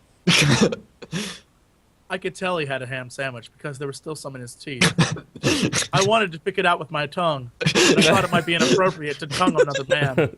But damn, that ham looks so good. So I wanted to go And then ham. two options good. come up: pick the ham out with teeth, or walk away. Either way, you get stabbed. See, go Look. ham on him. ham on him. Not That's it, funny. No, Crendor, you're too white for that. I ain't too white for that. You can't tell me what I am. Sir. Jesus. Sir. Sir. I'm gonna need you to go to the back of the line, sir. Should we talk about games? We could do that. What have you been playing aside from that? Do you play anything that wasn't that love sim thingy? Yeah, I played Blood Bowl. I played Chivalry. Yeah. That's why I was saying I chimed in when everybody Yeah, else was you talking did. about the Was games. there anything you did not TF2. mention? And then we will go to our imaginary award show. We played TF2. Not really. Team Fortress. TF2? That's right. Crendor and I played some TF2 for a while Why? because Why TF2 is not? great. It is, true. But what brought it on? Why did you suddenly pick up TF2? Oh, I just like to play TF2. Oh, It's, Well- it's like a fun game. oh, alright then. Well then. Ah. Seems I don't know. Games. seems like a reasonable reason to pick it. Mm-hmm. Yeah, it's pretty good. Yeah. There it is. Jesse, did you play anything aside from Diablo? Look, I'm not gonna lie. When videos are rendering, Battlefield 4 is my go-to game right now. I'm on a mission. I'm on a mission, and it's because of rumor on the internet. So apparently, Is it the dinosaur thing? apparently on Parcel Storm, you can find a megalodon shark, and not only has that frightened me now, that map scares the shit out of me, but apparently you get a dog tag for killing it, and it's a shark fin. And I want that. I just want Amazing. that so badly. But it also might be all rumor and fake. So I don't even know. I don't even know anymore. Didn't someone find on the new China Rising thing there's a specific place on the map where you can hear dinosaur noises? Yes, like it's just them messing with you, I think. They're fucking Just- with you. They're, Yeah. But the internet, Reddit, is so sure that you can find these things. Reddit that they was come- also so sure that the Fallout 4 site was real, which was in a kind of twist wasn't, but then it ended up being Fallout 4 anyway, which was interesting. Yeah. I was like, okay. So I'm like, all right, Reddit, I'll give you the time of day. They give you, like, there's all these things you have to do. And so I'm going down the list of, like, I'm going to get this and this and this. One of them is a 300-yard headshot without a sniper scope. So I feel like this is bullshit. It But is. whatever. But I'm like, I want to see this shark. I want to see if it exists. Meanwhile, before I was fine. It was like, oh, this is a great world where there's nothing in the water and I can just swim and be fine. And I'm like, oh shit, there's a giant shark in the water. Not doing Parcel Storm anymore. F that map. I will stick to Shanghai, thank you. Actually, the new maps are kind of fun. Crendor and I played some of the new maps for the China Rising. Yeah. That's a whole nother level of. There's one map that's just a desert, and you need a vehicle to get around, and they're little dirt bikes, and they added ramps, so now you can dirt bike your way up ramps through the air. I don't know why you pretty would want great. to, but it's great. I don't know why you wouldn't want to. Thank you, thank you. Welcome. Other than that, it's the exact same game. So if you were like, well, that game sucks, then you're not gonna like this one. Well, the problem is for a lot of people, it's just been breaking. The last time I logged into it, I think I went onto the map with the holiday resort on it, and it spawned me under the ground in imaginary water. But I Nice. didn't drown. That's just a DLC. Yeah. The Bioshock DLC. The Mole People DLC. Here's the thing. It's so is- buggy. It is so fucking buggy. I would have been on board with you 2 weeks ago. That it's buggy as shit. But they just patched it They did just last patch week. Okay. And I have not been booted once. I have not had a black screen where the game just decides to like it finally I can play for more than 5 minutes without something going wrong. I'm like, it only took All right. them I don't know how many months, but they finally fixed their shit. I'm like, I'm okay. Okay. Okay, fine. I'll give him I'll give him another shot, but at the end of the day, that game should have never come out in that state. Agreed. Entirely No way. agreed. Yes. But Much you like know, it's one of Origin. those. It's one of those things that I'm just doing now. Other than that, I mean, that's one of those games where I can play a few. Although, never mind, there are bugs. Hold up, hold the phone. Yes. Sometimes there was one day I got in an anti-aircraft vehicle, and I just sat because I was just playing by myself, and I was like, I'm just gonna sit in this thing and be the best anti-aircraft person I can be. Yep. And shot down like 20 planes and got like multi-kills, and I was doing great. And I hid in this one area so no one could find me, and I was just taking down planes. I unlocked maybe 8 things for the anti-aircraft carrier, and I was like, this is great. This is wonderful. Went to the next game, got in the anti-aircraft, had none of them. I was like, what? Yeah, sounds and about right. Logged out, went to look at the screen that shows you all your loadouts.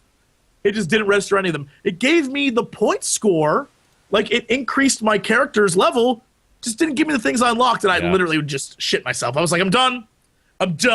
I quit for the day. I'm like, I hate this game. And then I got over it because I had to clean up all your shit from shitting yourself. It was everywhere. It was It's just everywhere. yeah. I know. I said it was moving stuff around, guys, but really it was just carpet cleaning. Lots of carpet cleaning. That's why. I mean, that's why. Yep. Are we gonna do award shows now? Yeah, we're going to do our fake awards. It's going to be more of a Sharpie. discussion, I think. So, Hold on, I'll make us a sign. great. Fake. You can make us signs for all of Ready. the categories if you like. I don't know how much paper you've got there. Oh, I love wasting trees.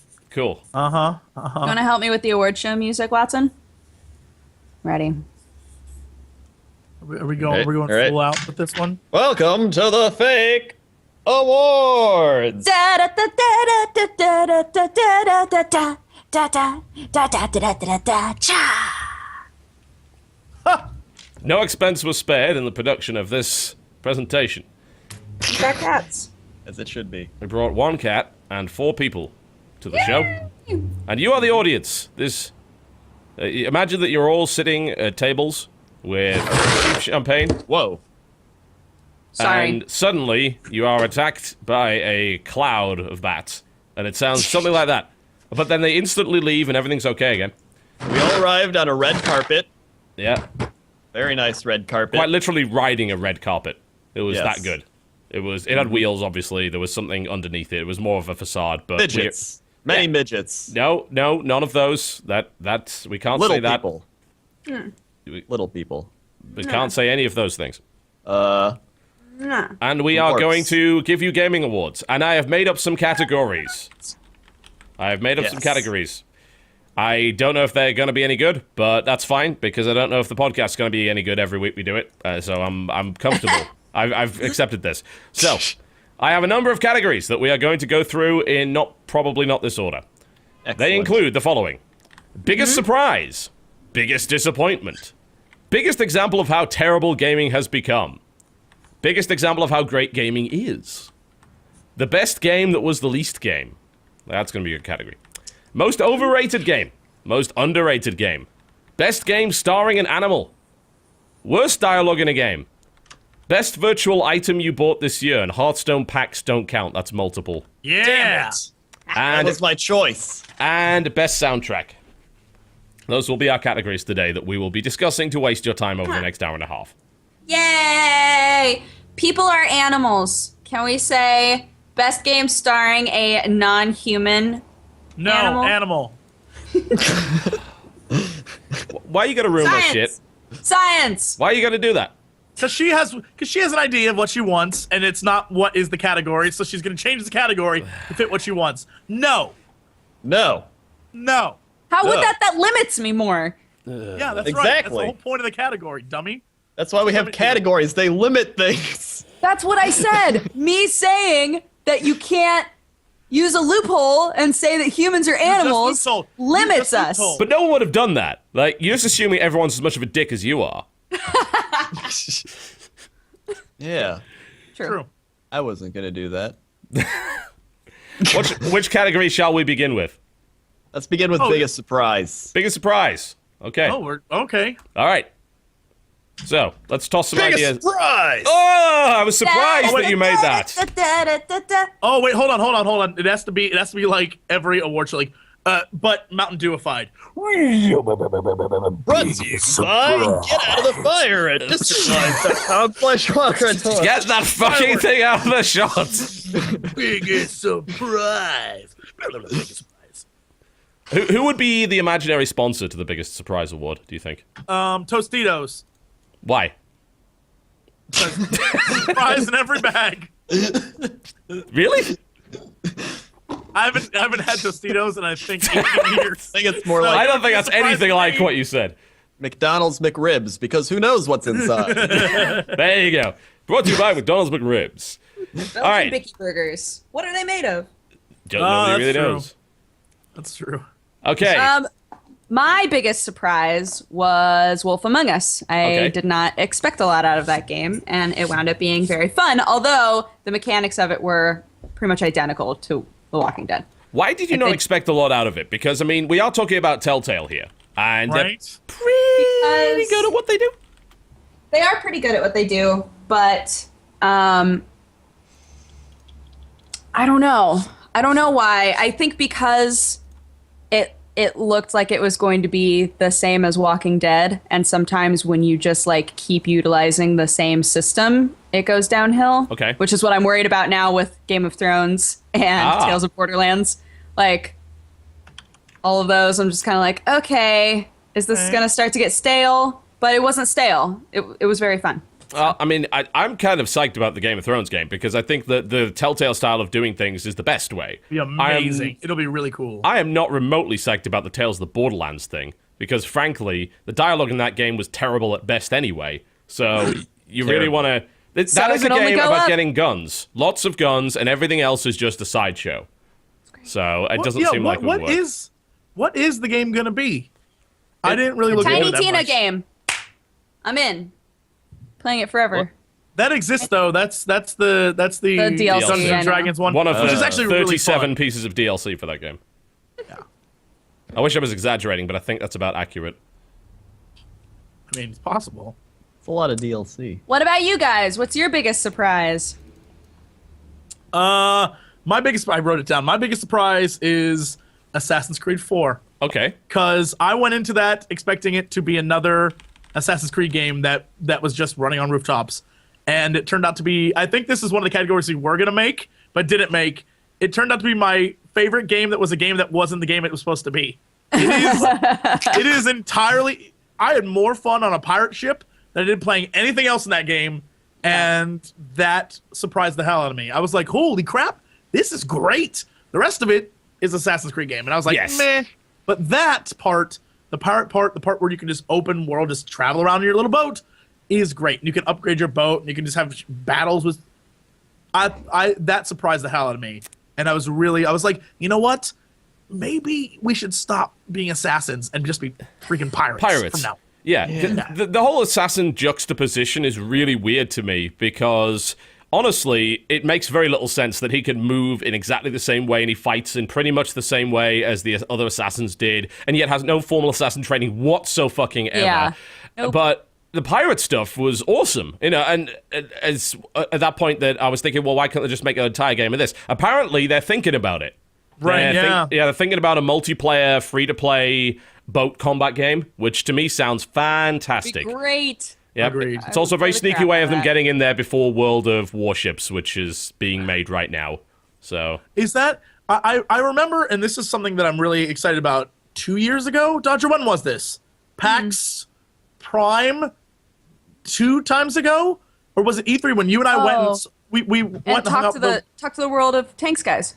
Yeah, and they talked about how their whole plan was World of Tanks is the medium speed game, World of Planes is the fast speed game, and World of Warships or whatever it is the slow slow, game. very Yeah. tactical, you have to focus on what you're doing game. And then their grand scheme was all three affect each other. Now you won't be Eventually, able to you won't be able to like fly your plane and bomb someone in the tank thing, but you will be able to affect what's happening in the other battles. And I was Right. like, I like where you're going with this, and I like that they have something for everyone. So if you want it fast-paced, you have the planes. If you want it medium, you have your tanks. And if you want to be slow and tactical, which I assume TB will love, is you can do a warship.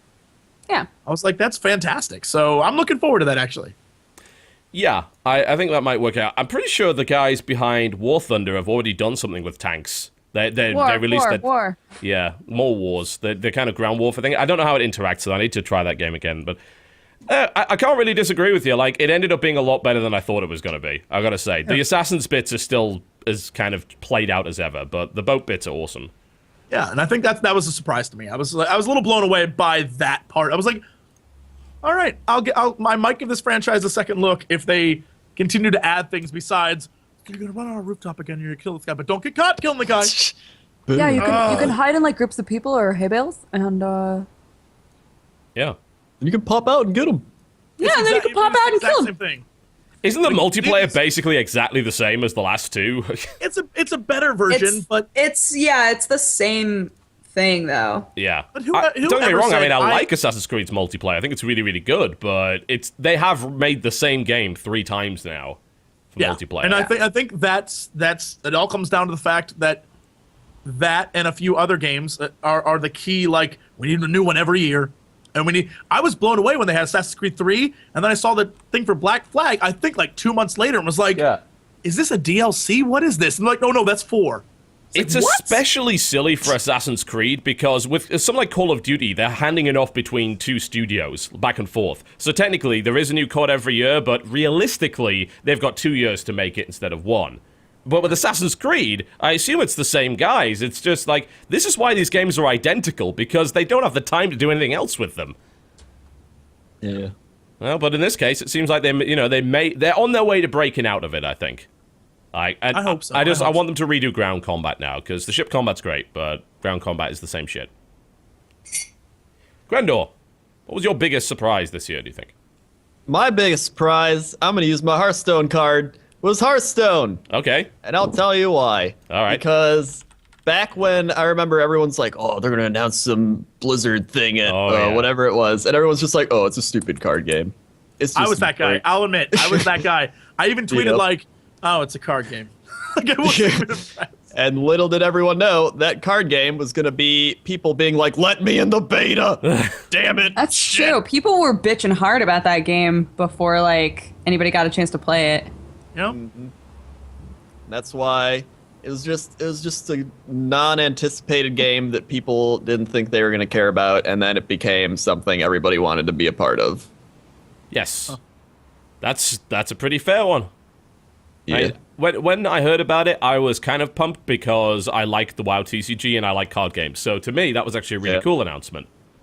And I didn't think they were going to announce something like, "Hey, here's what Project Titan is, and we're going to do it not at BlizzCon." Like, no, Yeah, you're not. that didn't make any No, you're not. sense. That's not going to happen. Yeah. Anyone who thought that was going to happen is a very silly person. But yeah, I was pretty happy about Hearthstone, and it turned out to be good. So Yeah, I knew I'd play it. I just didn't know I'd play it to the extent that I've played it. that's fair.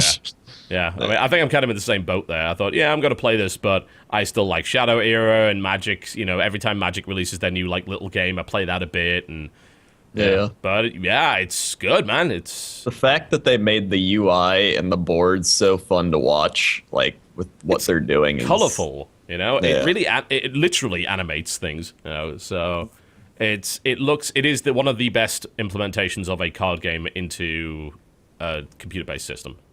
Yeah. Oh yeah. It's really good. So, What about you, TB?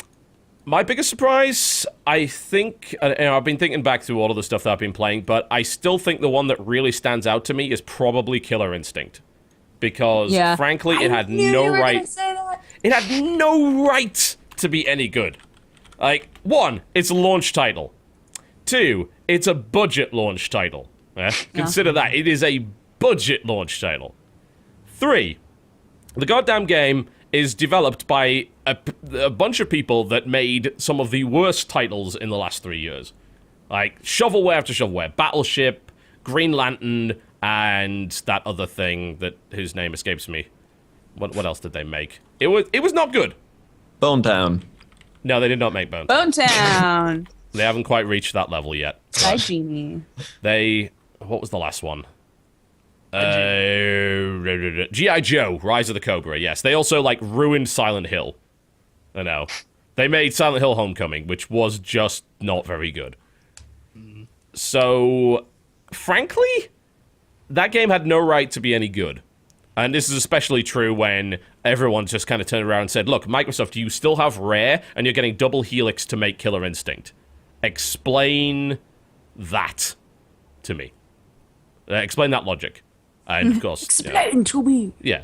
And then, along comes Killer Instinct, and it is by far, without any possible competition, the most enjoyable game that on the next-gen consoles that currently exists. It's fucking great. It's a lot of fun. And it's got a really solid combo system that is easy to pick up but hard to master. And that's what I like the most, because I was playing a bit against Chris, and he's not particularly good at it, but he picks up Saberwolf, and he gets pretty good. And there's this combo that he gets an idea of how to do, and changing your combos is pretty easy as well. And you don't have to do like 50-hit combos to feel impressive. You can do like a 6-hit combo and feel like a badass, but that's a very easy combo to pull off. And visually, it's actually quite stunning. I still think maybe the background's a little too busy for a fighting game, but it's a good-looking game, man. And it plays really, really well. So, yeah, that was my biggest surprise this year, I think. There you go. All right. What category should we go on to next? Jesse, you get to pick. Which one are we going to do? Oh, well, this is easy. You know what? I'll save the big guns for later. Let's do best soundtrack for now. Okay. All right. Oh, that's hard. That's not hard All at all. right, so Dodge is going last. Okay. Well, let's go I'll go now. first. JC. Mine's an easy one. Electronic Superjoy had the best soundtrack Oh God, that's so true. of the entire year. And the fact that I will play that game just for the music. to hear the music. I'm the same way. Says all Fun of it. fact, Says all of it. I knew a lot of those songs before they were in the game because I'm an electronic music hipster. Oh. So you were like playing that song in the car when I was visiting. You were like, listen to this song. I was like, I heard that like 3 years ago. He did. And I was did. like, well, you are no well fun. then. You are the guy that everybody hates, Crendor. This is why you don't get invited back. That's true. Make it rainbow. Hate you. Make a rainbow. Dick. Sometimes you gotta be hated to be loved. All the songs are great, and then my favorite part is that my favorite song in the entire game isn't even in the main game. It's in like the bonus round. If you just want to have fun, I was like, okay, you guys are pretty good, and that stood out to me. I like the music in that, and I thought it was very well put together. If you needed something a little more substantial, No, I would say I'd say that's absolutely fair. Like All right. that's a good pick. I love generic techno. I think is my favorite track in the soundtrack for that. Absolutely awesome music. I listen to that quite often.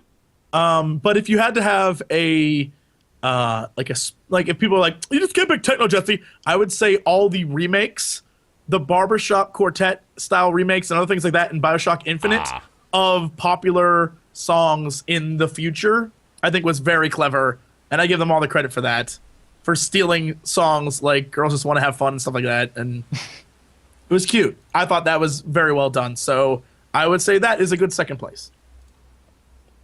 Yeah, those are really good picks. Very good. Crendor. I would. I don't. Hold on. I'm still looking through things. No one knows. No one's. You guys, you have to know this in your heart. This isn't about trying to find out what the kids will think is cool. I was gonna Know it say- in your heart. I was gonna say Machinarium, but that came out like 2 years ago. That came out that's way been a more than 2 years while. ago. Yeah. It's been a long time. Machinarium has great music though. It does. I have the LP just because, like, it was great. I can't think. Now I'm stuck on Electronic Superjoy. I can't think of one that has better agree music with me. than that. You can agree I with me. like- It's fantastic music. I might agree with you. Hold on. Electronic Superjoy Well, I agree with really you, but the I don't best wanna music pick you've heard this that. year, though. I'll make it a little easier by saying if there's a particular track in something that you really, really like, and maybe the rest of the soundtrack isn't up to snuff, you can pick that track. Risk of Rain. That's going to be my choice. I can pretty much guarantee that, but that's fine. I can agree with you on that. I always like Saints Row 4 though, because they always got the that's it. wubs. Oh my god, the dubstep that- gun. The one track on the No. dubstep gun. Shh. That's one of my answers for one of the questions. I mean, Just sounds Saints Row 4 pretty good. Yes. Great sounds. Oh, speaking of Saints Row 4, I want to tell you guys something I saw today that was amazing. While doing, I'm sure we all did like a search of like what games came out this year. I ended up at the New Yorker. Now, in the United States, everyone that's knows a really, the New really Yorker. good place to find that. That's good The New source. Yorker is a very, I don't know what you would call it. Like, posh isn't even the word. Just like all the articles they have are very like, right? Here are their list of best game. Oh, I'm ready. Terrible. I Ready. cannot wait for Papers, this. Please. Right? State of Decay. And then my favorite, Saints Row 4. That is unexpected from the New Yorker, I think. That's Right? very I was like- unexpected. They have like Pikmin. They have all these like they have Zelda. They have all these family games, and then they say, "Oh yeah, and Saints Row 4." Like you guys. You guys. Guys. That was very amusing to me. I thought that was hilarious. I was like, New Yorker. They are fans of alien abduction and Anal dubstep. probing. Yep. Papers, Please had good music. I thought. I don't remember Actually, the music of that game at all. Oh, It only God, has like there's- one. Doesn't it only have one track? That big There's a s- plodding kind of Soviet era thing. There's a song in Super Amazing Wagon Adventure that I love, Okay. but I don't remember what it's called. Okay. There's when you get into the when you get to the river that you have to either swim in or go around. That music, every time I get to that area, I'm like, God, this is the best music. I love it. I'm gonna see if I can find a name for that song. Move on. I'll find it. Okay. Fair enough. Yes. That's just an excuse for me to put Super Amazing Wagon Adventure on in the background just for the hell of it. Yes. Go. My playthrough, Go. where the three of us go on adventures all the time. Where the three of us go on adventures. Yeah, it's my team is TB, Jesse, and I, and TB almost always lives all the way to the end, and it's great. It's very fun. Yep. It is fun. Soundtrack. A lot of people in chat are saying A Link Between Worlds had a good soundtrack. Apparently, I- it really did. I've been told it's I haven't amazing. played it yet, so I don't Yeah. know. I haven't touched it either. Again, I'm not a Zelda person, but I've been hearing so many good things about that I might try it to see how it works out for me. I don't know. I'm an old. I used to play Zelda back in the day, and just when I made the switch from Nintendo products over to like things that actually had games on them, I never got a chance to play Zelda anymore. And there's a lot only of games. recently have I started playing more Nintendo because 3DS is fantastic. I never thought it would be as good as Yeah. it turned out to be. Yeah, 3DS right. is a great system. Really And good. so now I'm all up Nintendo's butt. Like, all right, mind you, the rest of their consoles not a fan, but that 3DS is buy that, kids. 3DS. You can play the Or- Pokemans. Or you can buy the Pokemon. 2DS. No. Don't buy 3DS that. Here's the XL. deal. That's a bad thing. If your parents buy you a 2DS, throw it on the ground and cry. They don't love you as much as other The song that I console love does. from Super Amazing Wagon Adventure is called Desert Theme. Okay. Go listen that to that by- song because it's so good. Is there just Very a small simple title. chance that may very well be played while you're in the desert? Yes. Ah. The entire soundtrack is title theme, forest theme, plains theme, desert theme, mountain pass theme, rafting theme, survival theme. It just goes on. It's a Fair great enough. title. I There's like a that it's desert very- theme rap remix. What? Well, we're down the rabbit hole now, people. Indeed, we are. The Oh God, I'm in. Okay, sorry. We fair can move on. enough. I think my favorite is probably Risk of Rain, but there's like several notable mentions. One of which is actually the Killer Instinct soundtrack, which is so fucking good. And the special thing about the Killer Instinct soundtrack is that the music very much changes while you're playing the game. So you can listen to some tracks from it, but what really works with it is the fact that it slows down and it speeds up and it gets more aggressive or less aggressive depending on what's happening. Music is actually a key component of that game. Even if you are in the little menu thing between levels where it's like continue or whatever, Yeah. if you press up and down, it actually plays the Killer Instinct theme every time you move. Like it plays one note of it. It's like it goes Nice. da, Yeah, I noticed da, that. da, da, da, da. And everything about that, even like the combos, the ultra combos when you pull them off, they make the notes of the character's theme as you do it, which is like, there's a surprising amount of attention to detail with the sound design in that game, which I think is really impressive. I think Risk of Rain outright has the best music, the stuff that really impressed me the most. And a huge shout out, by the way, goes to the composer of that, which is Chris Christa. This is a really hard name to pronounce. Chris Christodolo, I believe, is his name. And Christodolo. Yep, his music is phenomenal. It's all really, really good. But a couple of other games that really caught my ear. One is actually Metal Gear Rising. Because Platinum games generally have really fucking good music, but they're also a little bit weird. Like Bayonetta's soundtrack, for no apparent reason, breaks into Fly Me to the Moon, and there's no reason for that to be the case. Yeah. But it's kind of cool. And Wonderful 101 is the same. It's got this male choir singing about imaginary superheroes in the background for no reason at all. It's brilliant. But Metal Gear Rising actually has listenable music. Like, stuff that you would listen to in polite company, and people wouldn't give you weird looks and slowly inch away from. So definitely, Metal Gear Rising, and I'm really excited for that to come out on PC. That's apparently coming out any day now on PC. I hope they didn't fuck it up. I really do. And the last thing would not, in fact, be a game that came out this year, but an official set of remixes that came out this year, which was authorized by Square Enix and Eidos, and that was the Sonic Augmentation OC Remix album, which was Deus Ex. Like, remixes from Deus Ex and Deus Ex Human Revolution. Fucking brilliant. Like, almost there's one track on there which sucks. Everything else is just phenomenally good. So, in the game already is amazing music. Yes, so I assume the very much remixes so. are fantastic. They are. And they've got some of the original composers. Alexander Brandon comes back to help out. Some of my favorites, like Big Giant Circles and Zircon, are involved in it. So, yeah, if that was in a game, that would be my favorite soundtrack. But as it turns out, it is not. So there you go. For shame. Cool. Well, there you go. There's our best soundtrack. I would say, like, they're not really awards, they're kind of nominations. Let's pick a category. Dodger, pick a category. Best game that was the least game. Oh, that's easy. Wait, I gotta do this thing. Easy. Other category. Best game.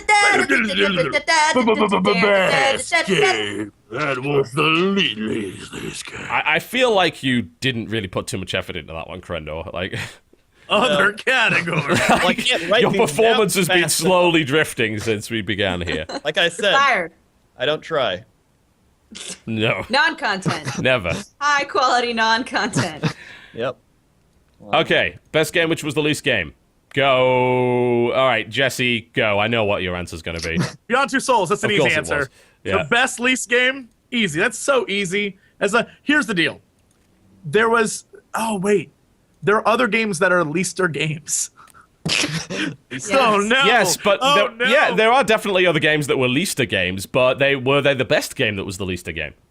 Oh, see, here's What is the gonna best of the happen. leasters? Man, Stanley Parable was a very good least game, and that was That's even what I was going to say. That's that mine. was even Yeah. lesser. And I feel, and here's the thing, I feel that game, Stanley Parable, deserves all these awards this year have been given to Gone Home for best PC game or best indie game or like all this thing. Look, it's Gone Home. It's a nice perspective on things. It opens up conversations. It tells you a story you've never heard before. It is not the best anything, though. It is not the best anything. Stanley Parable is so much better, and it actually is entertaining. So, there. I said it. I'm sorry, everyone at Indie Static. I hate you now because you like Gone Home so much. Stanley Parable is far superior. That's all I'm saying. That's all I'm saying. But I'll stick with Beyond Two Souls. I'll stick with it. Okay, fair enough. I assume you beat Beyond Two Souls? Yeah. Were you satisfied with the ending? Are you kidding me? It's every David Cage ever made. It's all of his games. It's tell a story, 3/4 through. F it. Let's make some crazy shit happen. You probably would have been All right, happy I'm with in. like David Cage just like CGIing himself onto the screen, like, "Hello, I'm David Cage, and this is my game. Welcome to the end of the game." No, in Fahrenheit, the tutorial is David Cage teaching you how to play the game. It really is. He's already done that. Beautiful. Yeah, Well, he's damn. already ahead of. He's a step ahead of me. Dodger. Oh, mine is Stanley Parable. Okay. I I was thought that expecting one of game- these weird romance games to come up for you, but No, I'm not sure when these romance games were made. They might be old.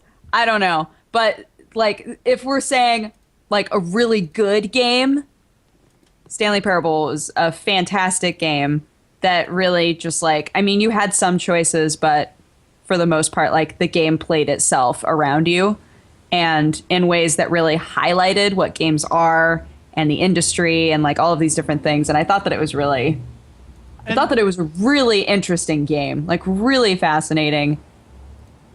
Yeah. No, I was without spoiling too much. The game, I mean, it's kind of hard to spoil because it's all over the place. But the game, if you stick to what the narrator tells you to do, it is the most unfulfilling experience. Because when you finished, he's like, well, that's nice that you did that, but you missed all these other plot points that you probably want answers to. You might want to go back and do that. And so now you're going back and you're like, well, I'm definitely not going to listen to this asshole now. And you just explore. And the fact that he reacts to you, it's fantastic. I love that fact about the game because it's basically saying, like, you did everything that the game wanted you to do. You're an idiot. Why did you do that? Yeah. I was like, that's kind of awesome. It's pretty great. It's a game about games, and it's awesome. So also, when you get to the point where he asks you how to make the game better, and that if you follow that, I don't know if you've ever experienced that, Dodger. If you say that you don't like you can keep not liking his game that he's made for you. If you do that, he's like, well, how can we make this game better? And that path is the funniest thing I've ever experienced in a video game ever. It's amazing. Incredible. the dialogue of the narrator is spot on in that game. It's so good. Every time the narrator was talking, I was like, yay. You go onto the forums and complain. Is that part of the game? You gotta make the game better. No. When you get to how to make a game better, it brings up a thing that's like, would you rate this 1 through 5? And there's like an entire list of, and then based on your responses, it's like, I've created an even better game. I'm not going to spoil it for you, but it's hilarious, the game he makes. It's one of the funniest things. Mwah. Brill. It's really, really great. Brilliant. Speaking of games within games, I nominate Game Dev Tycoon. Oh. Because... Hang on a minute. That's not the name of the category. You just made that up. Yes, it is. This is not the games within games. Yes. Well, it's a best least game because really, it's just like a formula of like figuring out what works the best. To me, that it's like a game would. He's right. It's like a glorified TI-85 game. Really, when you think about it, that's what it is. It's just as better graphics, but it's just all calculations. It is. There's some guy that's like, I calculated it all, and I have created any game that will get an A+++ from the ratings. Okay, your argument is reasonably compelling, I guess. It's okay. Is it? Yes. I couldn't think of anything else. I don't know. That game was not that good. Like exactly. It's the best least game because everybody loved watching it. Yes, absolutely. Everybody. That was a game that nobody liked playing. Like I streamed it for about 6 hours. It was one of the most popular streams this year. And like Jesse, you did a Let's Play on it, if I recall correctly. Everyone loved watching it. Actually, playing it is not remotely fun. Exactly. After you figure out least game. You can't figure anything out. When you think you figured it out, then they're like, "Oh yeah, well now we're gonna make it so you can make action RPGs," and then all the calculations you made the entire game go out the window. It's a nonsense thing. And then you go to I actually went to the wiki to look stuff up. It's just like being in like quantum mechanical theory algebra. I'm like, I don't even, you know what? Like playing EVE I'm just gonna Online. click things. Yeah. Just like EVE Online. Too damn expensive for me. Yep. Well, if I wanted to be too edgy 5U, then I would say the best least game was BioShock Infinite. But Heyo! But that doesn't really fit the category. That kind of fits into this weird category where it would have been the best game if it was a lesser game than what it currently is, but the fact that it was more of a game than it should have been actually hurt it. That's my logic for that. But obviously that doesn't fit into the category, so I'm kind of bullshitting on that. One of the things that games was funny that should have been less games in order to be better games. Yes. Less is sometimes more. Having played enough of BioShock I finally understand the game. I think is fantastic. I like almost everything about it. But the fact that some people are calling it the best shooter of the year, that's bullshit. There's no way. There are other games that are shooters that are much more. I'm sorry, better the best shooter of the year is fucking Shadow Warrior. Like, without a shadow of a doubt, it is Shadow Warrior. That game. Without a shadow. There's See so what I many did better, there? like shooter is a category that I would not put BioShock even in. I wouldn't call it that because the shooting mechanics of that game quite literally hold everything else back. Like, it is worse for being a shooter than it would be for being another genre. Yeah, I don't know that. I don't want to give away one of my other answers, but I would say even Metro Last Light was a fantastic shooter compared to BioShock. But Metro Last Light was actually a fantastic shooter, though. Yeah. It wasn't like I wouldn't call it like the best shooter, like in terms of its mechanics, but it was a phenomenally good shooter. Yeah, compared to BioShock, there's so many things that are better shooters. It's just because BioShock's story, and you can't give a game best shooter based on its story. Oh God, blows my mind. Like for once, I actually agree with what Jesse has to say. It's kind of a weird experience for me, but it was actually someone on my subreddit. I think it was a couple of days ago, and obviously I'm not calling this guy out or anything. He had a perfectly valid point, but he was saying, oh yeah, BioShock was good, and I really enjoyed the story. And I said, look, you know what the most important thing to me is in a first-person shooter? The first-person shooting. That bit's pretty important. Otherwise, why be an FPS? Why not be another genre? You know? The story's fantastic. It may even, I mean, I don't know yet. I don't have my Game of the Year thing marked down, but it may be one of my favorite games of the year just because the story alone. But even I wouldn't say it deserves Best Shooter. No, it doesn't. Give it something like best art design, because the art design in that game is phenomenal.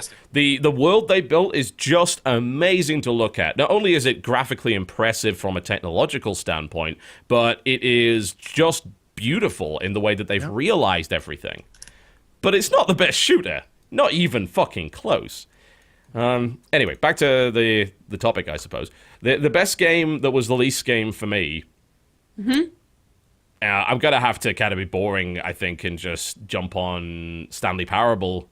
And, because it was an experience I genuinely enjoyed, but was barely considered a game. I think the only thing that I would be a runner-up to that would actually be Wolf Among Us.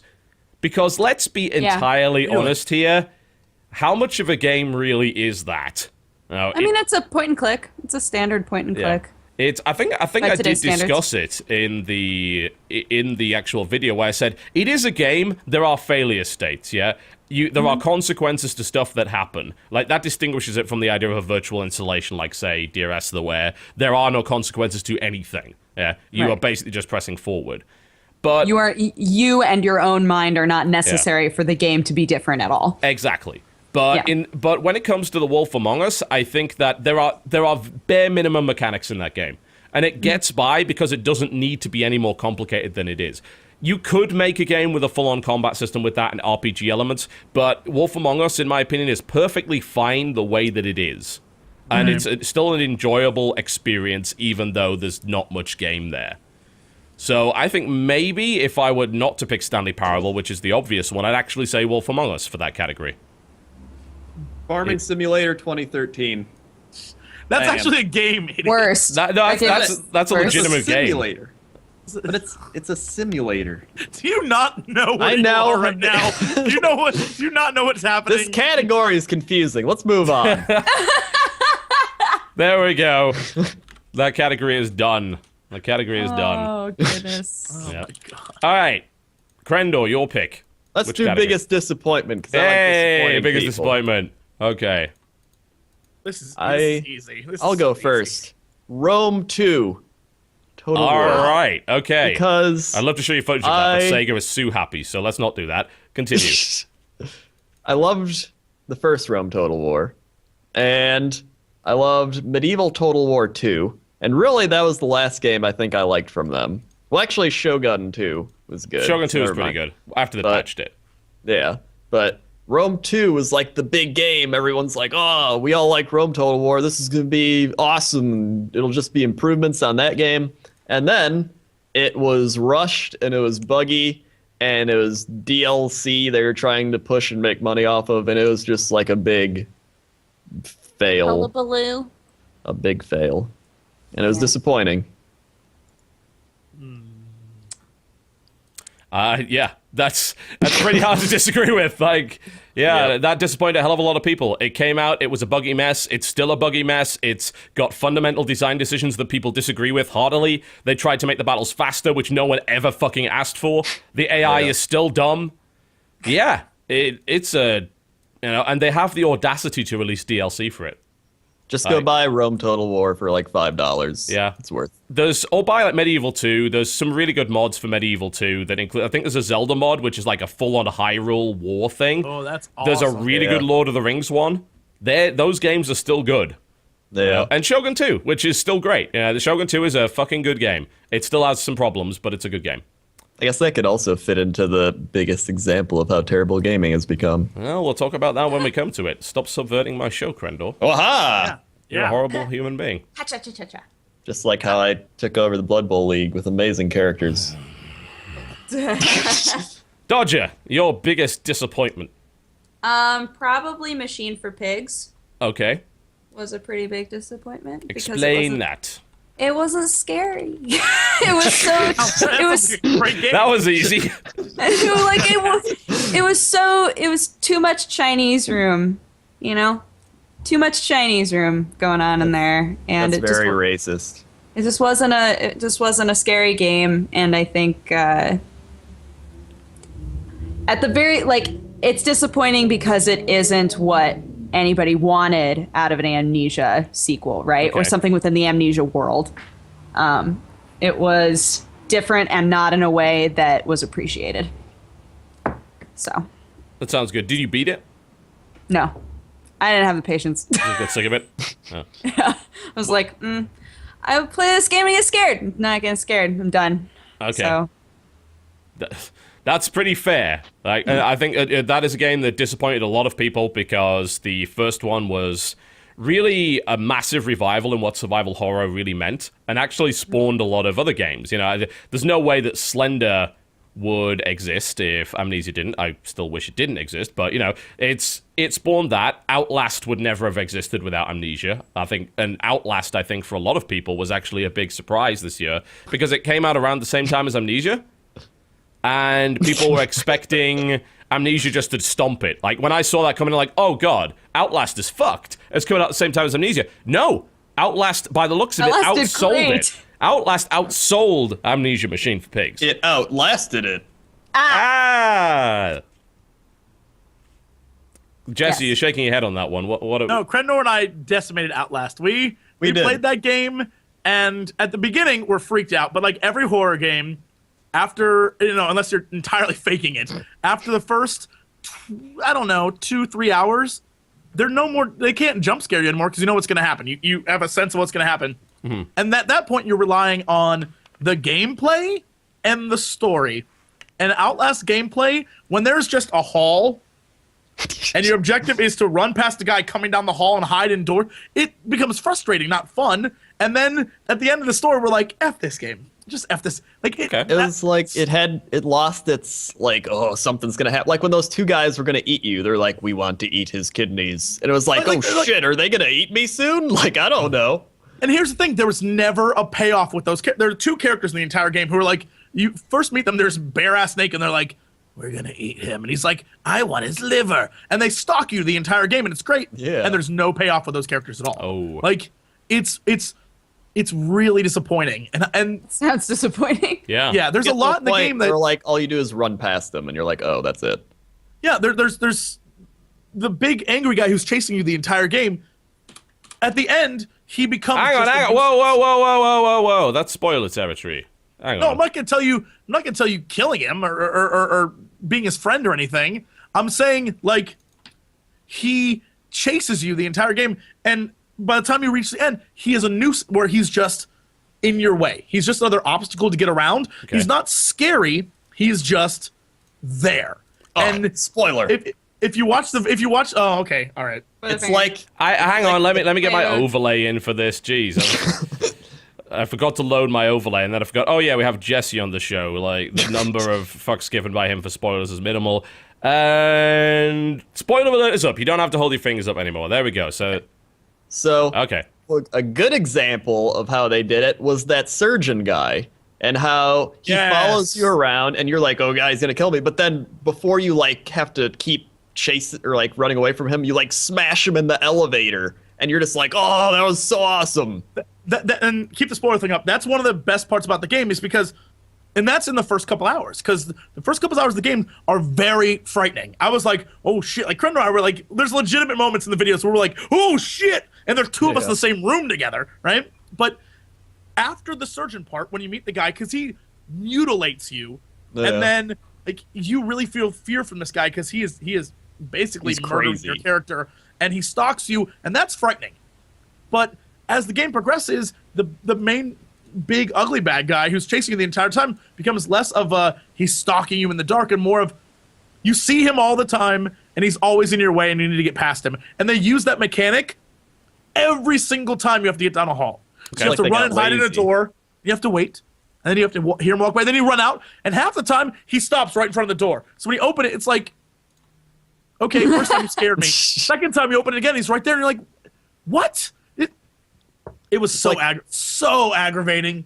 It's like they got lazy at that point. We're just like, oh, just keep putting him in there.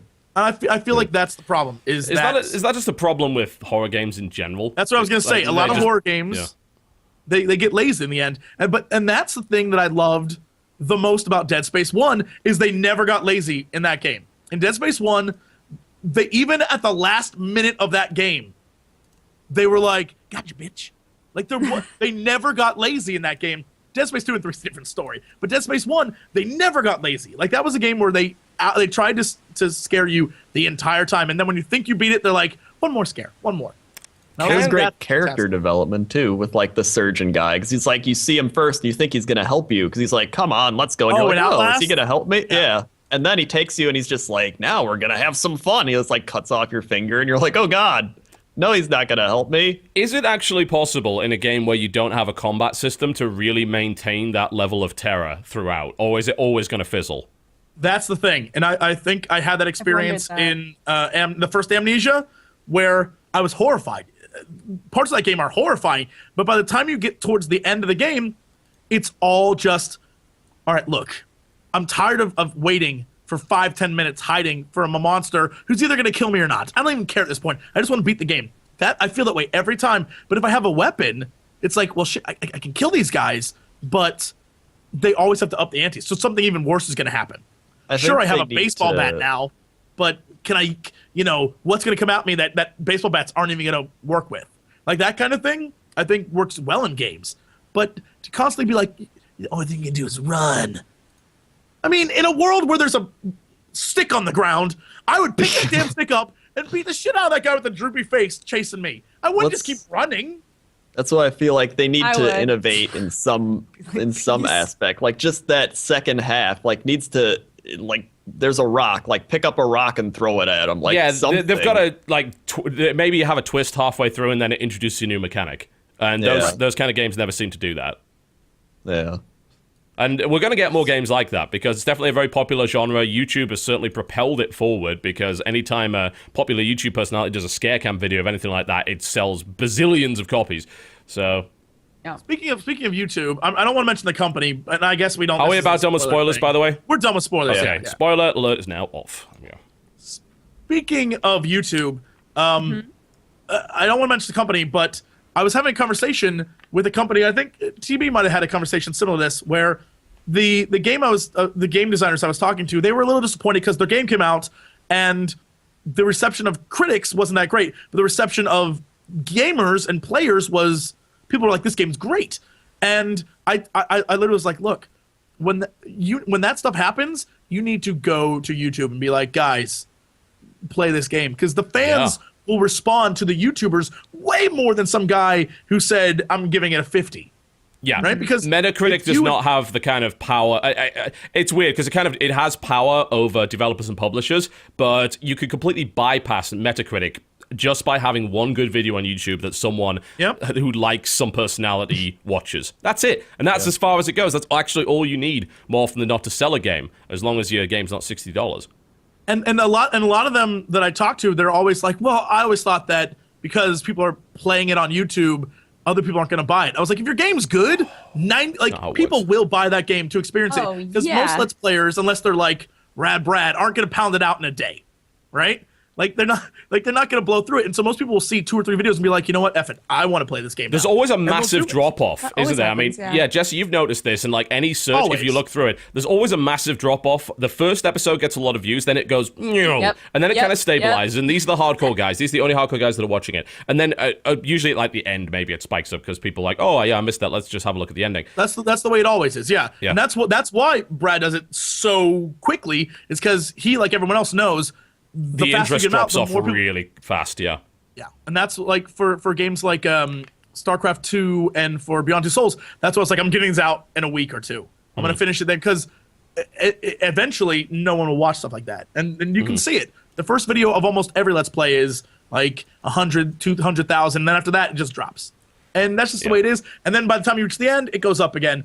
But so I mean, any of that argument that keeps getting brought out, and I know we've kind of gone off topic here, but this is kind of important, so I guess we'll just kind of cap it, is that, look, the argument that people make that, oh, well, you play games on YouTube so people won't buy the game, look at every single trend fucking ever, in those Let's Plays, and tell me that can possibly be true if the majority of people are not watching past the first episode.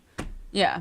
And that's like demo level stuff that you've probably shown for the last 2 years on your video marketing anyway. Everyone's seen that bit. Yeah. Look, it's not just because we're not as funny as we think we are, and people just don't want to watch Although that does have a lot to do with it. That is part of it. That's got a lot to do with it. But it's really true. Like the first video gets so many views. And people will even say, they'll be like, I immediately grabbed this game and I'm playing it right now. Yeah. And like, that's a reason to not spoil yourself. Yeah, so you just don't watch after that because a bunch of people just bought the fucking game. And then they go back later and watch how you played it after they've beaten it because they want to see other people do it. The vast majority of people who say, I didn't buy the game or I didn't buy the game because it's all you played, they wouldn't have bought the game anyway. They wouldn't have bought the game anyway. Yeah. Exactly. Yeah. They weren't your audience. It's the same lost. You can't do the whole proving lost revenue thing because you don't know if that person would have bought it in the first place. But you can prove that you have sold extra copies due to awareness. So and you exposed the people who wouldn't have bought it to begin with to your game, so they now know your game and your brand. So in the future, they might say, "Oh, is a sequel coming out? Well, I saw Jesse play that, so maybe I'll get the sequel." Really good example: Witcher 2. I know, having played that, more people have said to me, "Holy shit, Witcher 2 looked awesome. I can't wait for Witcher 3, having never played Witcher 2. Yeah, the sequels in particular, it really matters. Anyway, I don't want to go too far into this because we want to get back onto the awards topic, and that was a bit of a derail. A good derail, I'll give you credit. Good derail. But, so, who have we done for disappointment? Crendor, Dodger, Jesse next. Biggest disappointment. Oh man, this is either going to be, you know what, I'm going to go with my second choice because I figure you'll choose the first one. Okay. I'm going to go with SimCity. Ah, fuck. That was the one I was going with. Oh, shit. Was it? All right, hold on. Yeah. I want to go with Aliens Colonial Marines. All right. Okay, there you go. All right. You can do SimCity. Okay. Colonial Marines was all hype, no game. It was garbage. And that's the best. That's the best thing I can say about it. And so if you want a really good example, go watch Joe's video because that sums that game up real good. Yeah. That's true. Yeah, for me, I wasn't really expecting much from Aliens Colonial Marines anyway, because I have not been on the Gearbox hype train. And, like, considering what they did with Duke Nukem, and people can blame everyone else all they damn well please, but at the end of the game, at the end of the day, they were the guys who did Duke Nukem and released it, and it was fucking awful. So, outside of Borderlands, which in my opinion is not a very good shooter, it's good at other things, but it's not a good shooter, why the fuck would I have trusted Gearbox to make a Aliens game? There's no reason to trust them with that. And everyone's like, oh, but they made Borderlands. What else? So what else did they make, guys? Ooh. Borderlands. But Borderlands is a shit shooter. So what else did they make? Right. And then, of course, nobody remembers Brothers in Arms, which was actually pretty good. But yeah, so I didn't expect anything out of Aliens Colonial Marines, but I know a lot of people did, and it was bullshit. Yeah. Yeah. How much of that did you actually get to play, Jesse? How far did you get before you just I gave up? Based on seeing how bad it was, I bought it for the assumption of, hey, I'm going to do another one of my Fan Fridays where I play a shit game. Okay. Just like, all the other shit games I played in the past. It was so shit that I just decided it wasn't worth I couldn't come up with funny things to say about the game that weren't just me being like, holy crap, this is bad. Like, Man, so it actually didn't get played because didn't you manage what two episodes of Ride to Hell and then just fucking gave up on that? yes, yeah. I tried to Ride to Hell. I quit when there was an elevator. You had to take a 2-minute elevator ride to get to a boss fight. I died, and it starts you at the 2-minute elevator ride. I was like, I'm done. I'm done. I'm not gonna wait to fight a boss that I'll probably die at again. This was the aliens didn't even notice your existence, and so you could just walk right by them. And there were levels that were so dark I didn't know there were aliens next to me, but they didn't attack me. I just kept going, and then looking at the footage, I was like, oh, I'm gonna get eaten alive because people are gonna be like, "There's aliens next to you, dummy." It's not my fault. They just sat there like. They obviously couldn't see. They had vision impairments. It's like I'm not even gonna bother. This is garbage. AI is not something they bothered to put into that game. So. Yeah. All right, that is definitely a fair pick. I'd love to show you footage, but again, published by Sega, they'll probably sue me. No. So mine is SimCity. Woo, let's talk about SimCity! Yay! No. Oh, God. SimCity was the biggest fucking bait and switch that I've ever played, I think. Like, Agreed. There's probably a better example of a bait and switch, but this is a pretty fucking big bait and switch. Yeah. So the first 10 hours of that in the press beta was joyous to me. Like, I was completely really enamored by it. Then I realized, and this was mostly because Jen actually played more of it than me and got to that point. Almost every press guy kind of got to that point. If they hit the 10-hour mark, when they suddenly had this shocking realization that the game actually is terrible. And Jen got to that before me, which is actually why I had her on the video, because there was something in the back of my mind as I was playing that was like, something doesn't feel right. Yeah, right? I'm being taken away by this, and I'm like, oh, I'm building my city, and look at how my city grows, and all this stuff. And then I'm just like, something doesn't feel right. And I brought Jen on the show because of that, and she outlaid a bunch of massive problems that game had. And that wasn't even the tip of the iceberg. Yeah, we nailed some good problems with it. There was already some questionable decisions, like the online-only mode and all that terrible stuff. And then it became even more obvious as people got the game and broke it down that the simulation was an absolute facade. Like, it was a lie. The entire game is based on a lie. Sims don't have homes. They just go to the nearest house. Yeah? That's how the traffic system works. They don't have jobs. They go to the nearest job. Like, there was no actual simulation going on. There was the incident that someone made a 100% happy city with no power, no roads, no electricity, no water, because that sim was so fucking broken that they found a way to make that happen. These are guys that did not respond to the criticisms leading up to the game or the criticisms after the game was released. We were already complaining about the city size. Forever. Like, we've complained about the city size. And it turned out to be exactly the problem with it. You know, the cities are too small. You can't do anything with it. Every city ends up being the fucking same. And the simulation is a lie. I mean, that's the biggest thing that when Crendor and I played through it, you do have the exact same feeling of the first couple hours are fantastic because you have room to grow and you can make it how you want. Eventually, every single time, it's not just like once or twice if you badly plan, it's every single time. Even if you plan perfectly, you reach a point where you have too little power, you have too little like places to dump trash or whatever, and you can't ever expand. So you have to tear down stuff to build things to fix your town, but by doing the tearing down, you're destroying your town enough that it ruins something else. So at that point, it just becomes you're just plugging holes in your ship as you sink.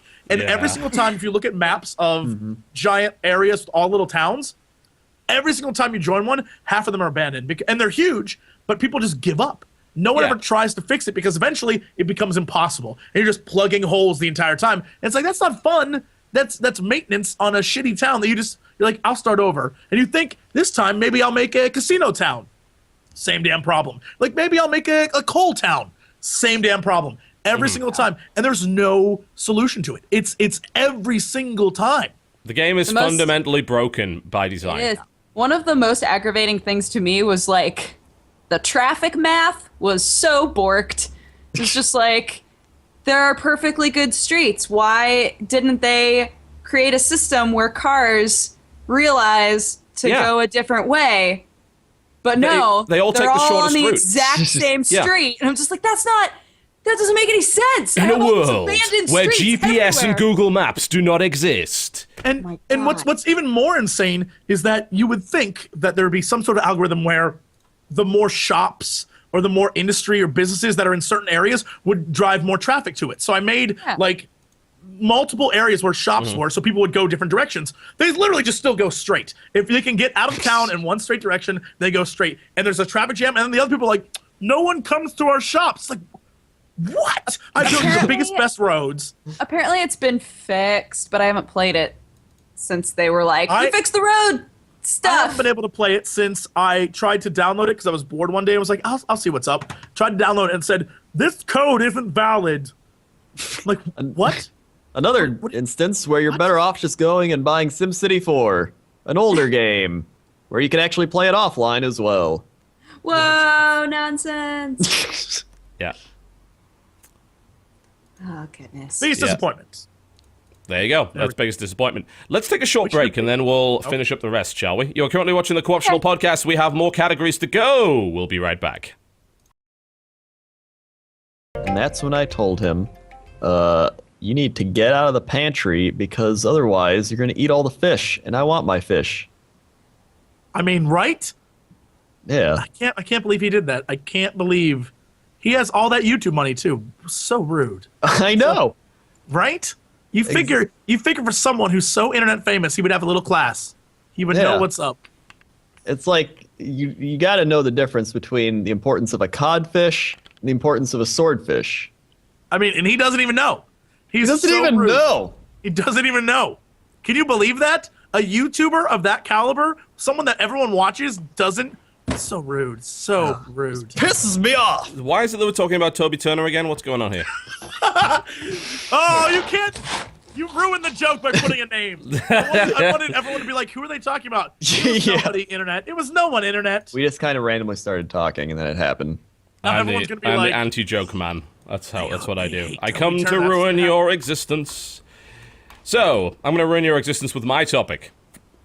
Okay. Biggest example of how terrible gaming has become. Category. And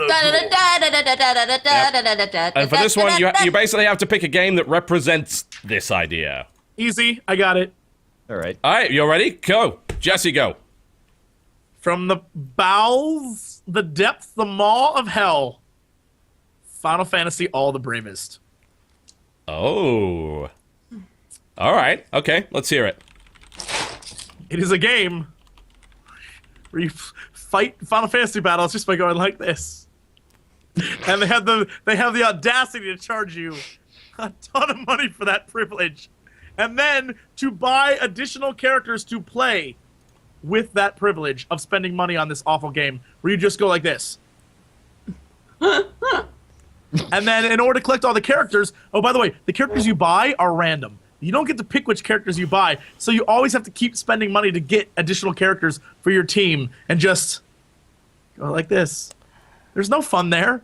That is an insult to the memory of Final Fantasy. Oh, I need to get back to making my game. I'm the guardian of the memory of Final Fantasy at this point, and you're destroying it. This is a game Destroying it. that IGN, of all people, put out a video that is called PSA Don't Buy Final Fantasy All the Bravest. IGN made a video called that. Like, that's the kind of thing that you'd expect someone like me to do. Not fucking IGN. It was apparently that terrible that IGN had to come out of the woodwork and be the guys who are fighting for the consumers.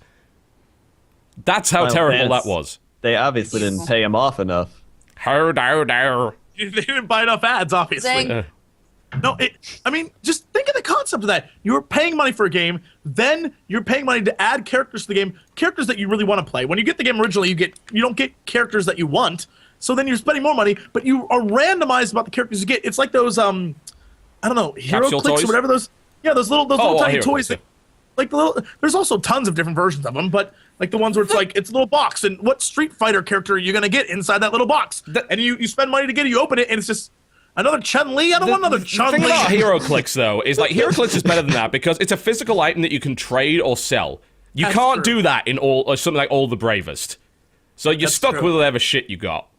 and it's a horrible way to make a game. It's like that Simpsons game where it's just you just click on Tapped houses out. to get the Yeah. money. Cow clicker. Yeah. That is it. Oh, that is a horror. That is the best example of how terrible gaming has become. Is all the bravest. That's That a is pretty good one. That's not bad, and I can't help but agree with that. Dodger, what you got? I'm not sure. Okay, Crendor, what you got? I'll give you a bit of time because I have one. Well, I was gonna say Rome too, but I already said it for. But really, it's true though, because I mean, if this was like a game, say like years back, they wouldn't be able to patch it quickly. So they're like, back then they're like, oh, we have to really polish it up before we release it because we can't just release a patch right away.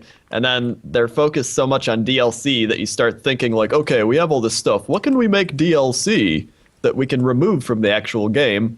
And then it's just they focus less on the core of the game and more on like the side stuff, and it shows. And a lot of games do that. That's for the chat.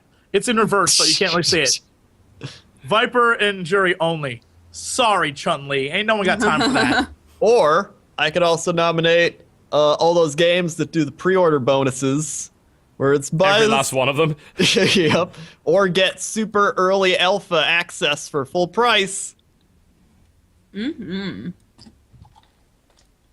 That's fair too. Yep. I thought of a game and now it's gone. All right, well, I'll give you time because I have one. Okay. So, it's a pretty hard one because 2013 has been filled with a bunch of bullshit from games publishers and developers. Pre-order bonuses are a big thing that I've railed against. Hate that. Kickstarters we saw the dark side of that come into play with games that either never got finished or people that just ran off with the money. Of course, mobile games as well have been terrible for a long time. But I think the biggest example of how terrible gaming has become is actually Forza 5. Because it takes all of those things and puts them into one $60 next generation package of terrible.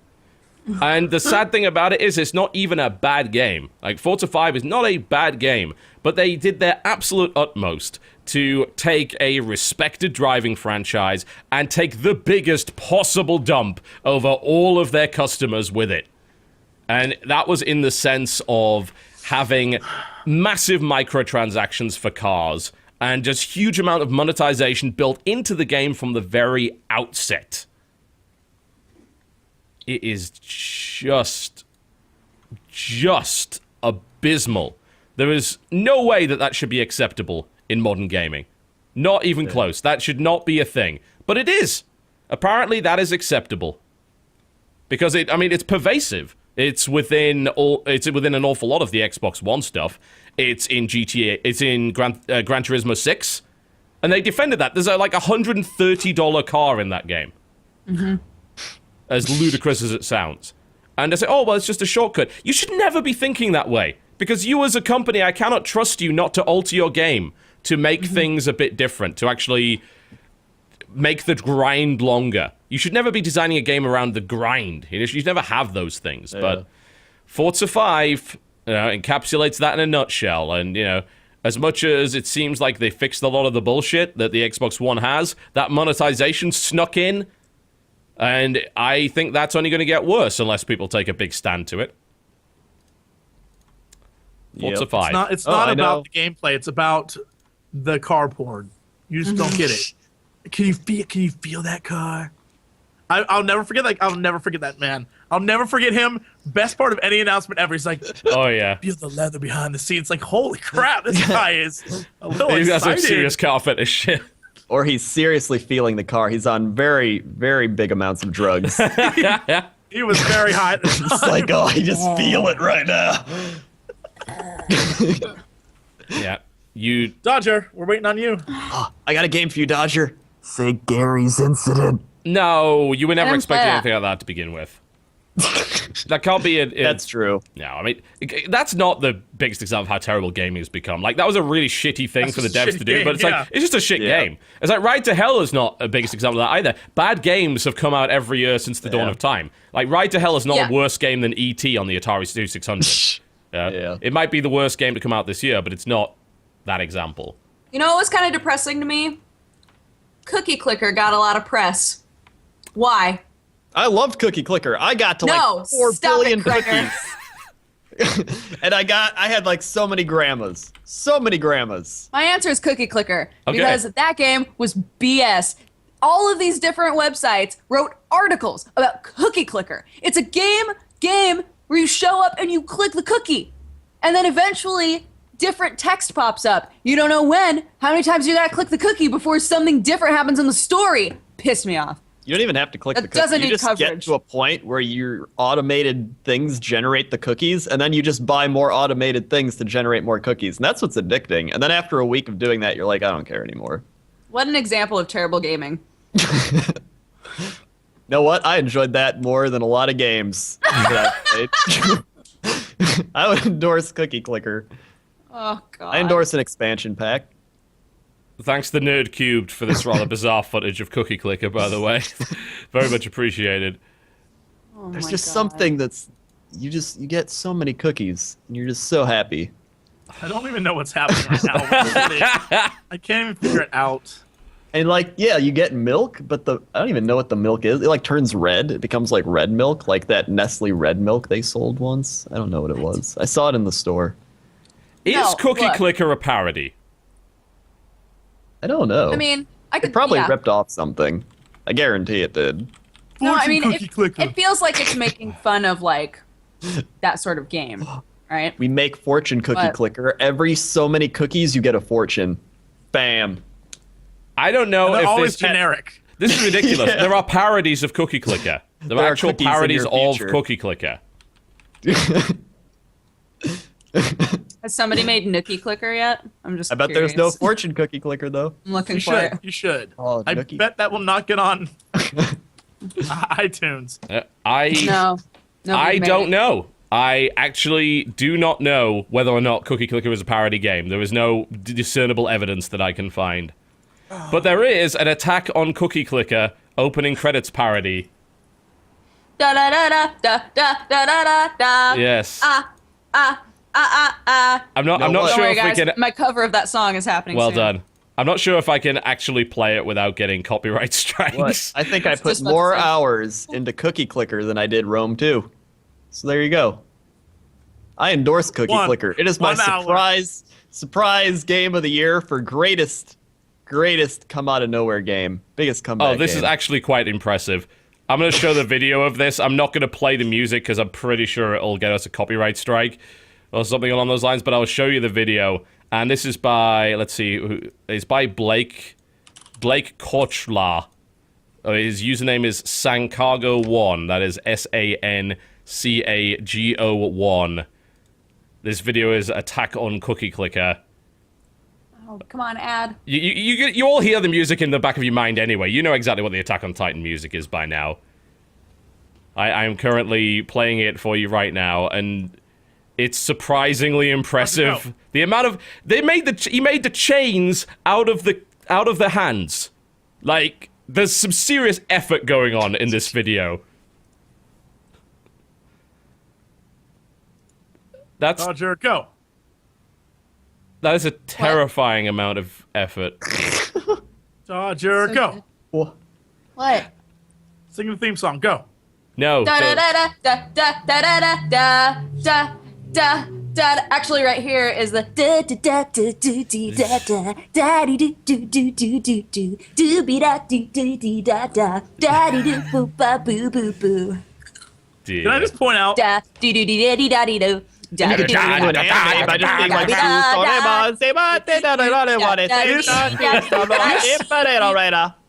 This anime, like all other animes, have an opening credit theme that makes no sense in relation. to the None actual whatsoever. context None of the at all. They're anime. like fighting dragons and shit. You're just like, Yep, they never do dragons. that in the show.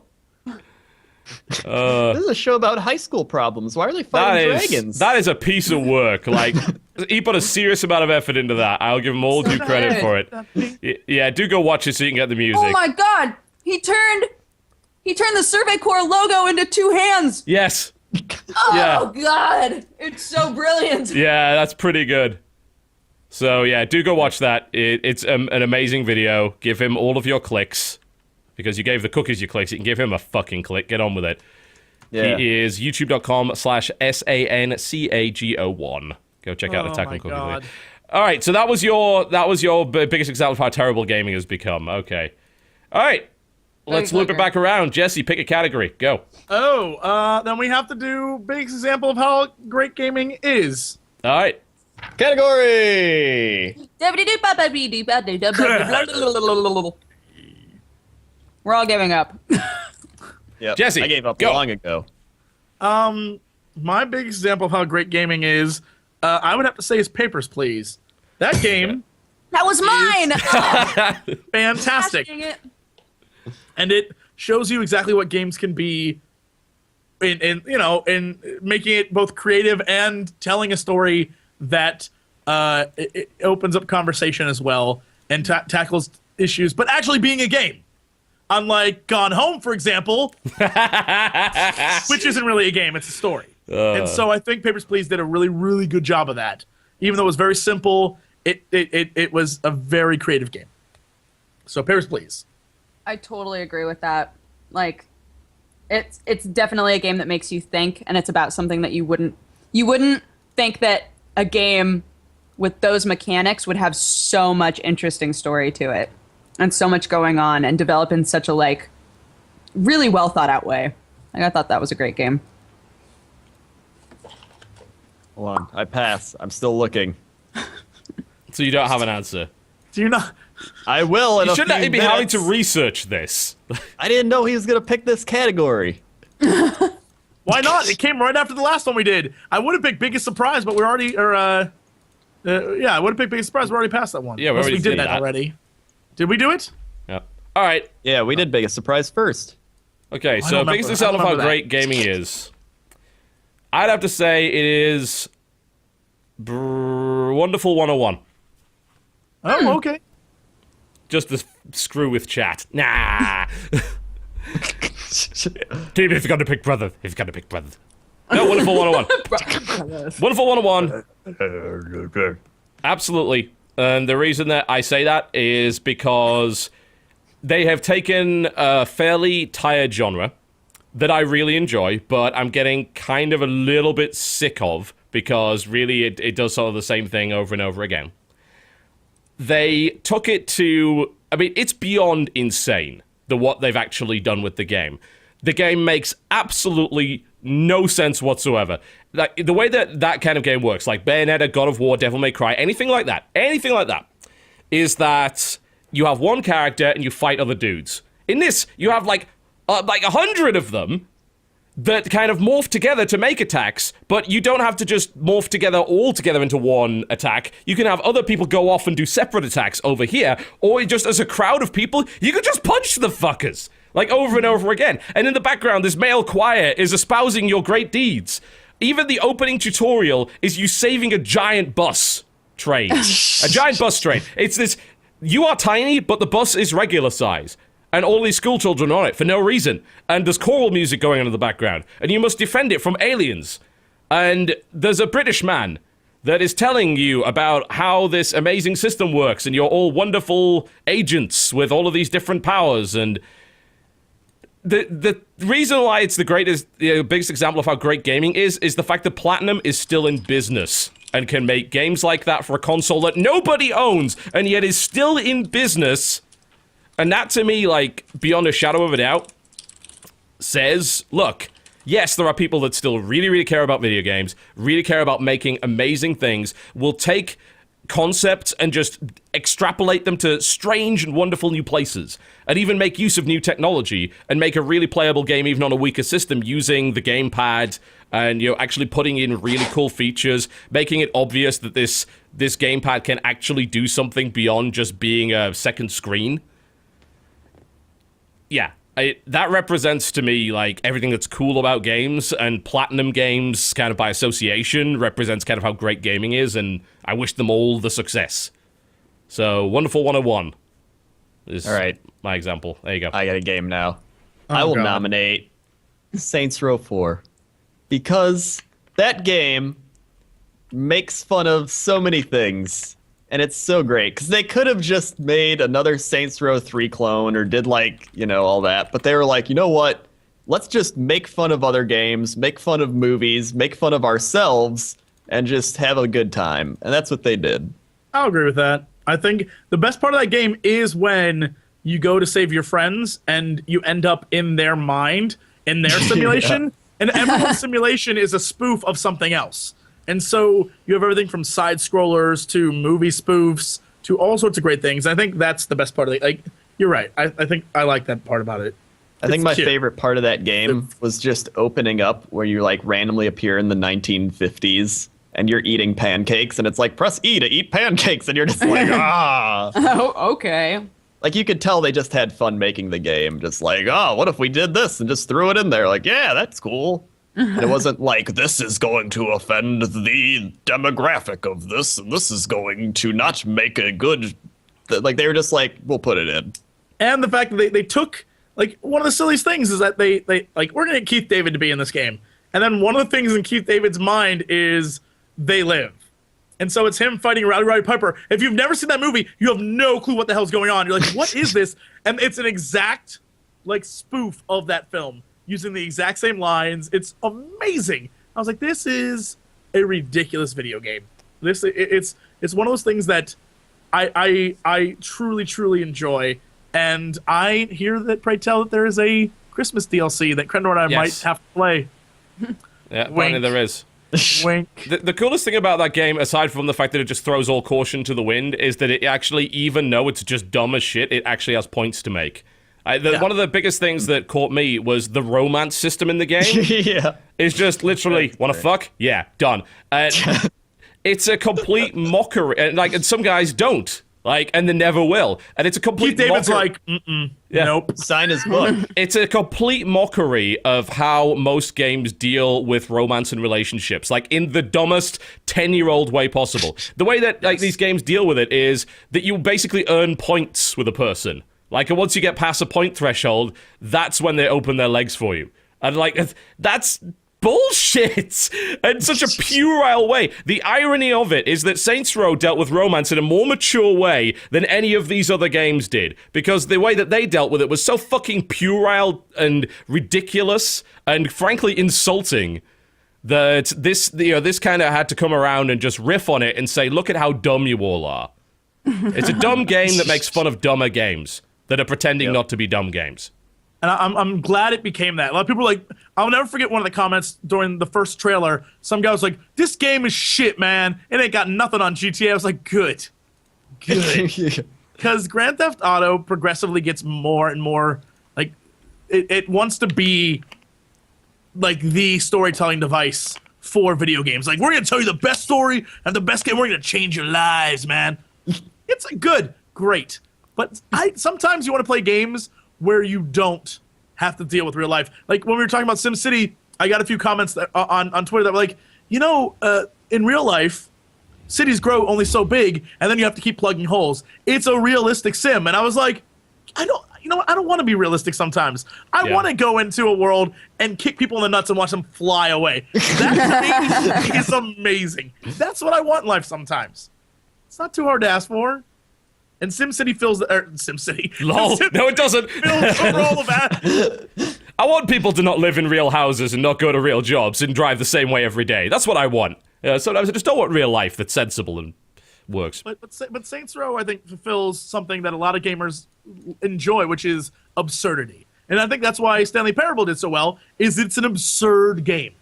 It's borderline insane. And I think that's what people need. Because the more games get serious and more people are like, we have to tell a serious story and we have to really emotionally connect to people, the more we see of that, the less people are willing to jump on board that.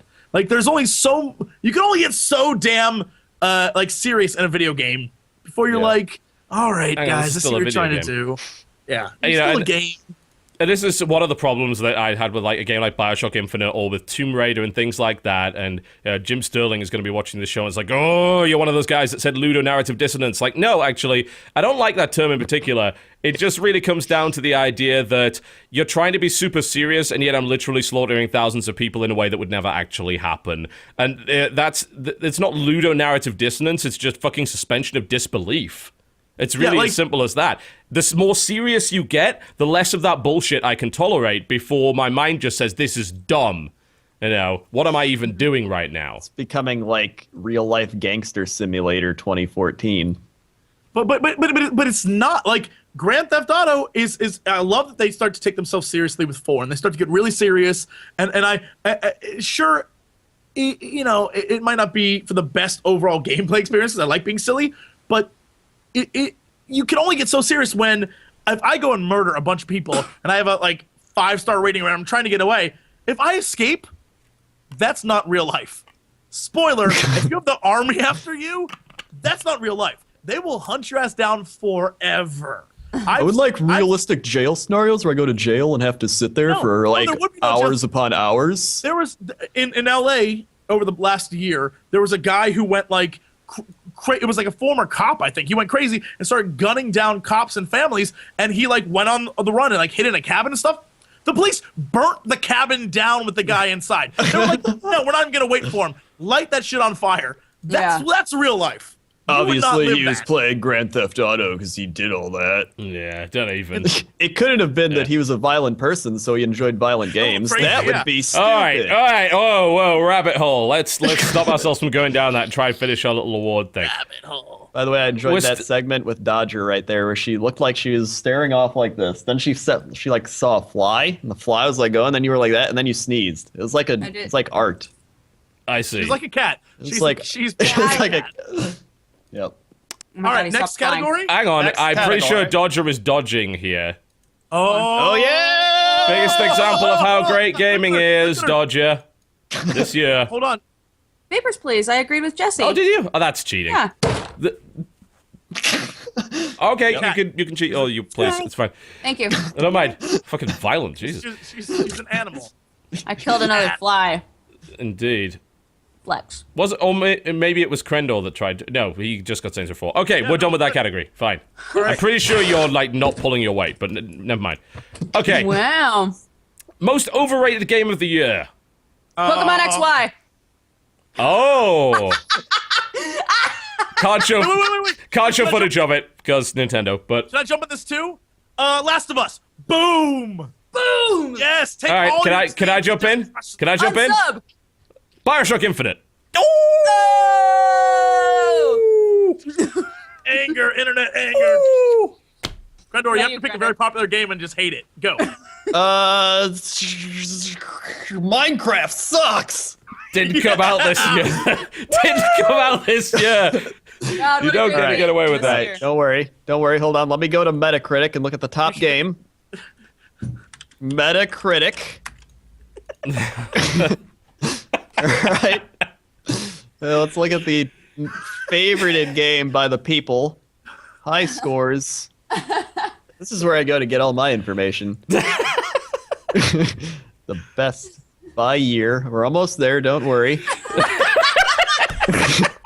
Grand Theft Auto 5 sucked.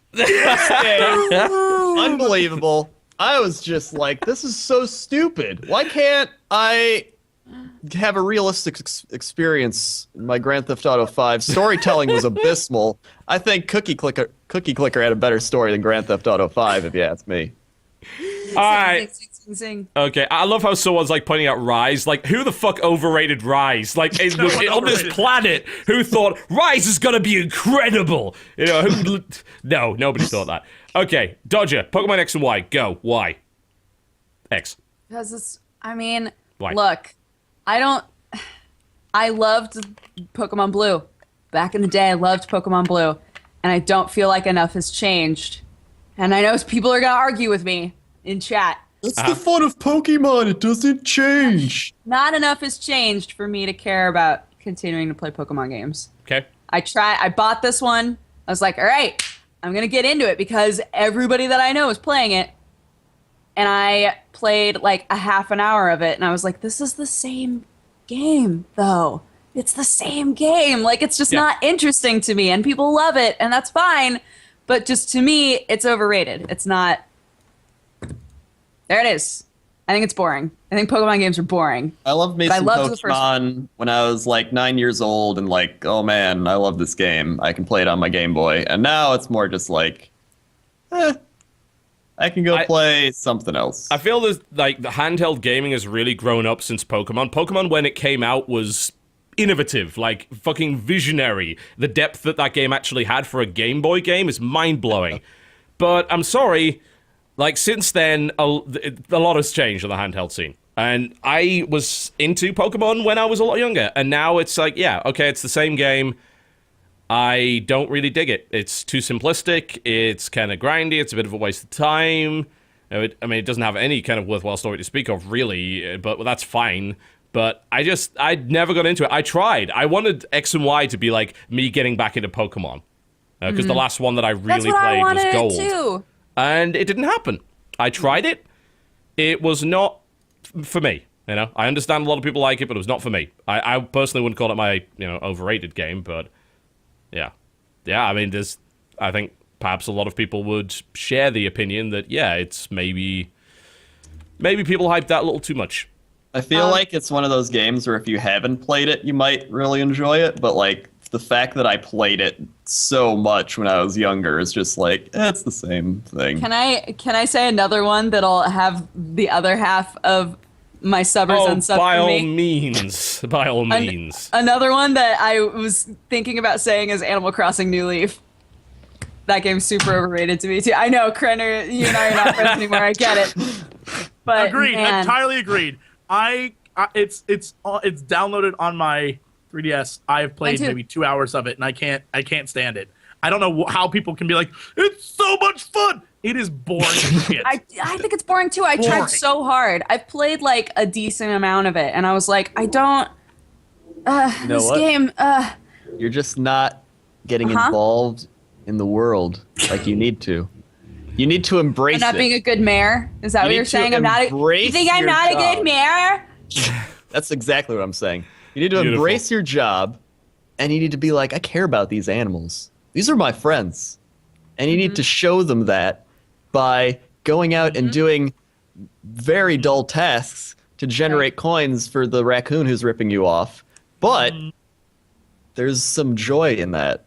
Right. A small bit of joy, and that's where you get your fun. It's artistic. It's poetic, really. Right. Those are my two. I just built the coffee games. shop, and you know what? I went to that coffee shop, and there's a pigeon that gives you coffee any time of the day. So screw you. What the fuck? That's the stupidest fucking I've heard. The pigeon poops in that coffee. I was gonna make that joke. Oh. That's what gives it flavor. That's the creamer. That's the flavor. Yeah, poop It's flavor. called bird poop is white. Yeah. Beautiful. Oh, this is a great game. Light flow. Great Okay. game. Jesse, did you just break out? Was it you broke out The Last of Us? Yes. All right, go. All I need to say is The Last of Us was, when it came out, everyone was like, best game ever made. How many Game of the Year things is it on right now? Lots. Winning, though. Quite a lot. How? Shut up. Look, it sucks. It's a bad game. I don't fucking care what anyone else says. It's a horrible game. I Why? thought the rest of the world finally agree with me. Why is It's not. It's it's a game where the mechanics of the game are garbage. It is not fun to play through the game. It is jerky and twerky, and they say that it's supposed to be that way. That is the laziest effing programming you can do, and I hate them for it. And I'm sure everyone out there is just like, this game's so good. You know what, reviewers? You're the assholes who are like, get Gone Home. I'm not going to ever stop hating it. Get Gone Home. It's so good. You're all assholes. You're all asshole reviewers who think you're so cool because they're lesbians in a video game. You know what? They're lesbians in real life. You don't hang out with them. You ain't that cool. Maybe they Just got 2013. Exactly, which is why you need to get Animal Crossing, where your friends are animals, virtual animals, and then you don't have to have real friends. Right. And then the rat guy is so cool, and he moved out of my town. I was like, I talked to you so much, rat guy, Like, and now you leave. Matter. Why did doesn't the matter. stupid elephant leave? Reminding He's an people, by asshole. the way, that Topic this... isn't why there. topic isn't why it's a bad game. No, Topic's it's why most overrated. It's over, Yes. and it's an overrated game. Everyone loves it so damn You know what? much. You're And overrated. it's You're overrated. We're all overrated. you're I mean, That's Yeah. pretty overrated, true. Like, we but get I paid far too embrace much that for our fact. bullshit jobs. That's I'm Yeah. fair. embraced by overratedness. It's really fair. I really wanted to like it. I really did. And people talk about it's like, oh, just the emotional impact of the first hour. No. This is nothing I haven't seen in the myriad of excellent television shows Thank you. that have been like on in the last few years that have had way more emotional impact than anything there. But it's all the people who are like, it's the first time I played a game where I saw the outbreak begin. That's the stupidest fucking reason to like a game. That's so dumb. Like, don't you get it? You have a connection beyond just the initial shock of zombies. That When I is saw the stupidest- trailer for that game, I was like, I feel like this is going to be an overrated game. I Here's thought the- that when I saw the trailer. I was excited because the story looked great. I was like, all right, I can get behind the story. The story's okay. The gameplay is bad enough that I don't care about the story. yeah, I cannot stand the way that it controls. It's horribly clumsy, unnecessarily so. It doesn't help that it runs at 30 frames per second, so that makes it, the response time even worse on those little fiddly sticks, which I absolutely hate. And the cover system in particular bothers me because lately games have been going for, oh, you know what's bad? That cover system we used to use where you press the button to go into cover. So we're going to have the character just naturally do it now. Except at random, he just fucking stands up and gets shot in the face. Yeah. You don't even know. You can't, it's not predictable. And they make the excuse that it's more immersive and it feels more fluid, but it's less reliable. And in a game based almost entirely on taking cover, that is a pretty bad mechanic to have. I hate to break it to you guys, but for those of you in chat who are asking for real arguments about why I think it's overrated, you're not going to get one. I just do not enjoy the game. That's my reason. Look, tough shit. I'm not TB reviews games. TB does first looks. I play games that I think are fun, and I don't play games that I don't think are fun. End of story. That's what I do. And then I come on this podcast and I make a few jokes and I go home, which is where I live. So tough shit, internet. Go to a reviewer for your information. What the fuck do I care? Yeah. I'm gonna say what I don't like. End of story. Yeah, it certainly doesn't make it a bad game, but there were enough things that bothered me that meant that I couldn't play it, that when I hear massive amount of hype surrounding it, that it brings me to the conclusion that it's overrated. And that's what the overrated category is all about. It's not that it's bad, it's just that I believe it's not as good as everybody claims it is. So there's that. That was a very controversial category. Hey, I'm not done yet. We're on BioShock now. Oh, damn. I mean, I've explained this, I think, pretty well. And I would like to say, by the way, that for all of the people going on about the way that gamers work and the circle jerk surrounding it, they're like, everyone will turn around to hate a popular game because it's cool to hate it. It's like, fuck you, I hated this game from a week after it came out. And I would have hated it earlier if I hadn't been in Vegas when my review copy arrived. I think that game has a phenomenal world and one of the best stories ever told in games. And I think it told it in the clumsiest possible genre it could have. And in terms of a first-person shooter, it is mechanically worse than BioShock 2 by a significant amount. It is arguably worse than BioShock 1. In fact, it is worse than BioShock 1 in terms of complexity. Yeah? I wouldn't say the shooting is worse than BioShock 1, because BioShock 1 shooting was pretty terrible. But the actual complexity of the way that you interacted with the world combat-wise in the original BioShock was better than the way that you do it in BioShock Infinite. Hold up. TB, I'm going to let you finish.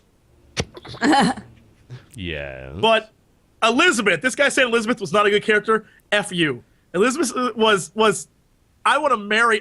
I like Elizabeth so much. I want to create her. I want to 3D model print her and marry her.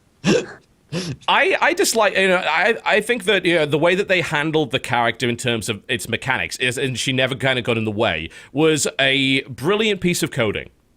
That's very, very surprising. She was a really smart companion. Watching her dance on that pier, I fell in love. But here's the thing. Here's the thing about saying she's a smart companion. It's relative to the fact that every other AI companion in any game ever is a dumbass. She's not actually that smart. I mean, really, the game is coded to make sure that she doesn't get in your way, which means that I don't need her to be smart. No, it's not about her being smart. She basically Ladies. doesn't exist. She doesn't exist. Like, the enemy don't even recognize that she's there unless a scripted sequence tells them to, which is ridiculous because that's the person they're chasing.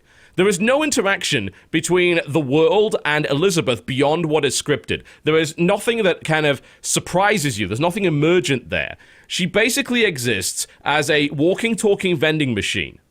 And she's a very, very well realized walking, talking vending machine, but that's still what she is. But sorry, Yes. keep going. No. You by all just means. destroyed Jesse's dreams. All his No, dreams are gone. No, I you like not- that. Do you not agree that if they had made a game where you had a constant companion and you always had to be protecting her instead of fighting, that wouldn't be complained about far more? Didn't you have to do that in Resident Evil 4, and that's considered one of the best games of all time? I don't like Resident Evil. Sorry, I had the one prepared for that one. But no, I mean, even like dealing with Ashley in Resident Evil 4 at times was kind of annoying. But the fact of the matter is that they can separate you from that character, and chasing that character and actually having that risk of loss, like it really ruins the effect of having to chase after Elizabeth in the game, because as soon as you get her back, she's at literally no risk until the next cutscene that puts her at risk again. So there's no player impetus whatsoever in that. And I want there to be some player agency. I want to feel like I'm actually protecting Elizabeth, because I never feel that way. Because I know that the mechanics say that Elizabeth can never actually be harmed unless the story says so. So, for me, that's something that could be done. But, the biggest problem I had with the game is not that. That's mostly just theory. My biggest problem with the game is the shooting sucked, and it's an FPS. That's Right. great. So I suck at shooting. So a sucky shooter I'm good at. I have a girlfriend / daughter. What? This is going strange places. who can take care. I don't need to take care of her. That's what I need in a woman. A woman who can take care of herself. I mean, no one's and She's everyone in the world invisible. She's basically invisible. Yes, she's beautiful, and everyone in the world ignores her. All she's That's there, my she's perfect there woman. to make That's you a my sandwich. perfect woman. That's all she does in the game. She makes you the game equivalent of a sandwich by giving you health potions and ammo. Like, it is That's the most what I mean. depowering female character I've ever seen in a video game. I need She's a woman your who no one walking notices, servant. who's gorgeous, who brings me drinks and ammo. That is the perfect woman for me. I feel like Elizabeth TB is highly talking about- misogynist. She can take care of herself. I'm sorry, my interpretation is I was- amazing, and I'm going to piss off so many people with that. That's brilliant. I was just about to say that I've had friends be like, "Oh, I think that she's a really good female representative because she does take care of herself and you don't have to worry about her." But at the That's same what I'm time, like, the point in the story is that you're supposed to be protecting her. Yeah, it's like, feel like she doesn't take care of herself. The enemies don't even look at her. What she does is she makes sandwiches for the main character and then occasionally complains.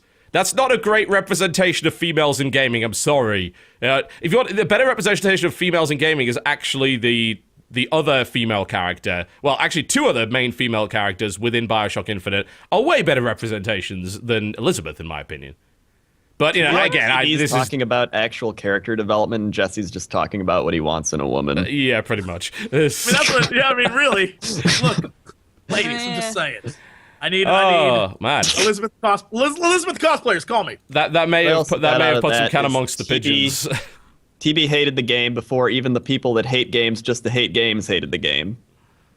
Yes, So he was the OG hater. I am He's an OG. OG, Yeah. OG hater. This is one thing I don't get about like the modern terminology. Like, why do we call it hipster? We used to call it OG, which is much better. Yeah. I'm OG. I'm not a hipster. I believe that stuff. No. in the first place, but- When you're currently doing it, you're a hipster. But then once everyone else is doing it, you're an OG. Okay. That's Fair how enough. it works. That's Yeah. yeah. Yeah, There but we go. again, Good it's explanation. most overrated in terms of its gameplay mechanics. Amazing world, amazing story. They should be applauded for that. They should not be applauded for the gameplay mechanics of that game. This is our best category. It is. There's so much salt. category. This is Sodom and Gomorrah right here. Everyone we look at turns to a pillar of salt. It's brilliant. Oh, So this guy in chat just said, "So Jesse's perfect woman is his daughter," because that's all I got out of that discussion. That's not what I meant. oh dear. Oh dear. So, Crendor, did you actually have one for this category, or do you really want to do GTA 5 for that, or are you just pulling it out I of your mean, ass? You didn't even play GTA 5. You can't say that. I didn't even play GTA 5, but I do like rustling the jimmies. Are you bamboozling? Rumblem and jumblums. Let's see. Definitely. Yeah. Go on. All right, let's switch it over to DayZ. Definitely DayZ, with their standalone game right now, because it's released, right? There's a release game. Wait, it's definitely unfinished. This DayZ is so unfinished. It's worst game I ever bought on Steam yesterday. You know, it's terrible. I can't even believe there's so many bugs in it. I know they say it's like alpha or whatever. Who knows what that means? This is just dumb. Oh my god, you know what would be the best? Chat's right, you should have said Hearthstone. You should have said Hearthstone and been like, oh, you spend money to win? It's garbage. That would have done it. That would have done it. What idiot would spend money on a beta? Morons. All All right, then let's move on. If you don't Here's my have one trolling for that, the day. let's move on to most underrated. All right. Has anyone got Drive one? to hell. Go to hell. Most underrated because in the end, everybody took the time to talk about it on the podcast, multiple podcasts in a row. A fair point. How's that make it underrated? Because That's people didn't even know about it until this podcast. Because I have an answer to this one if none of you do, so... I do. I have a Okay, good answer. go. Most underrated game. Metro Last Light. Okay. That is a fantastic game that no one gave two shits about. I love it. I don't know about that. A lot of people that played it. Yeah, I think quite a few people did. I mean, but the question is, did it actually end up getting that many Game of the Year awards? I guess because I suppose that's the test, isn't it? No, I think it also we also have a worst dialogue category. I think it falls in that one too. Oh, okay. It's the game I love the most, but has the worst dialogue, and I think that's why it falls off people's radar because it's just kind of awful dialogue. But the gameplay and the story is great. It's a fantastic game. I don't know. I love it. I think Metro Last Light was very fun. So that's my game. Okay. Didn't explain What's at yours, all Stevie? how it was overrated, underrated. I but don't never need mind. to. I don't need to. You're a terrible They get it. panelist. The kids get it. Dodger, do you have one for this? I can't think of one. All right. Well, you got a couple of minutes. Monster to think Hunter of one. 3. Go. I know that's what you're gonna say. Do it. Monster Hunter 3 Ultimate. That's what you're gonna say. Oh my god. Are you even listening right now? Fucking shit. Yep. I don't think you make that argument though. Monster Hunter's never been underrated. Like, Yeah. Monster Hunter's like one of the highest rated games on the Wii U platform. On Wii? No, no one plays with the Wii. And that's why That doesn't make it's it underrated. underrated though. They want to play it. They just don't want to buy a Wii U for it. Yeah, there you go. Underrated. That's not what that means.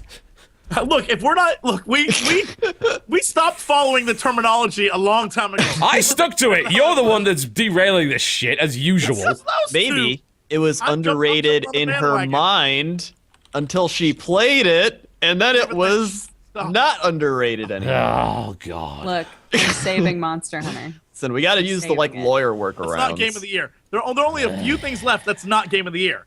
If you say it's Game of the Year, you just don't play video games, and you are a sad excuse for a human being.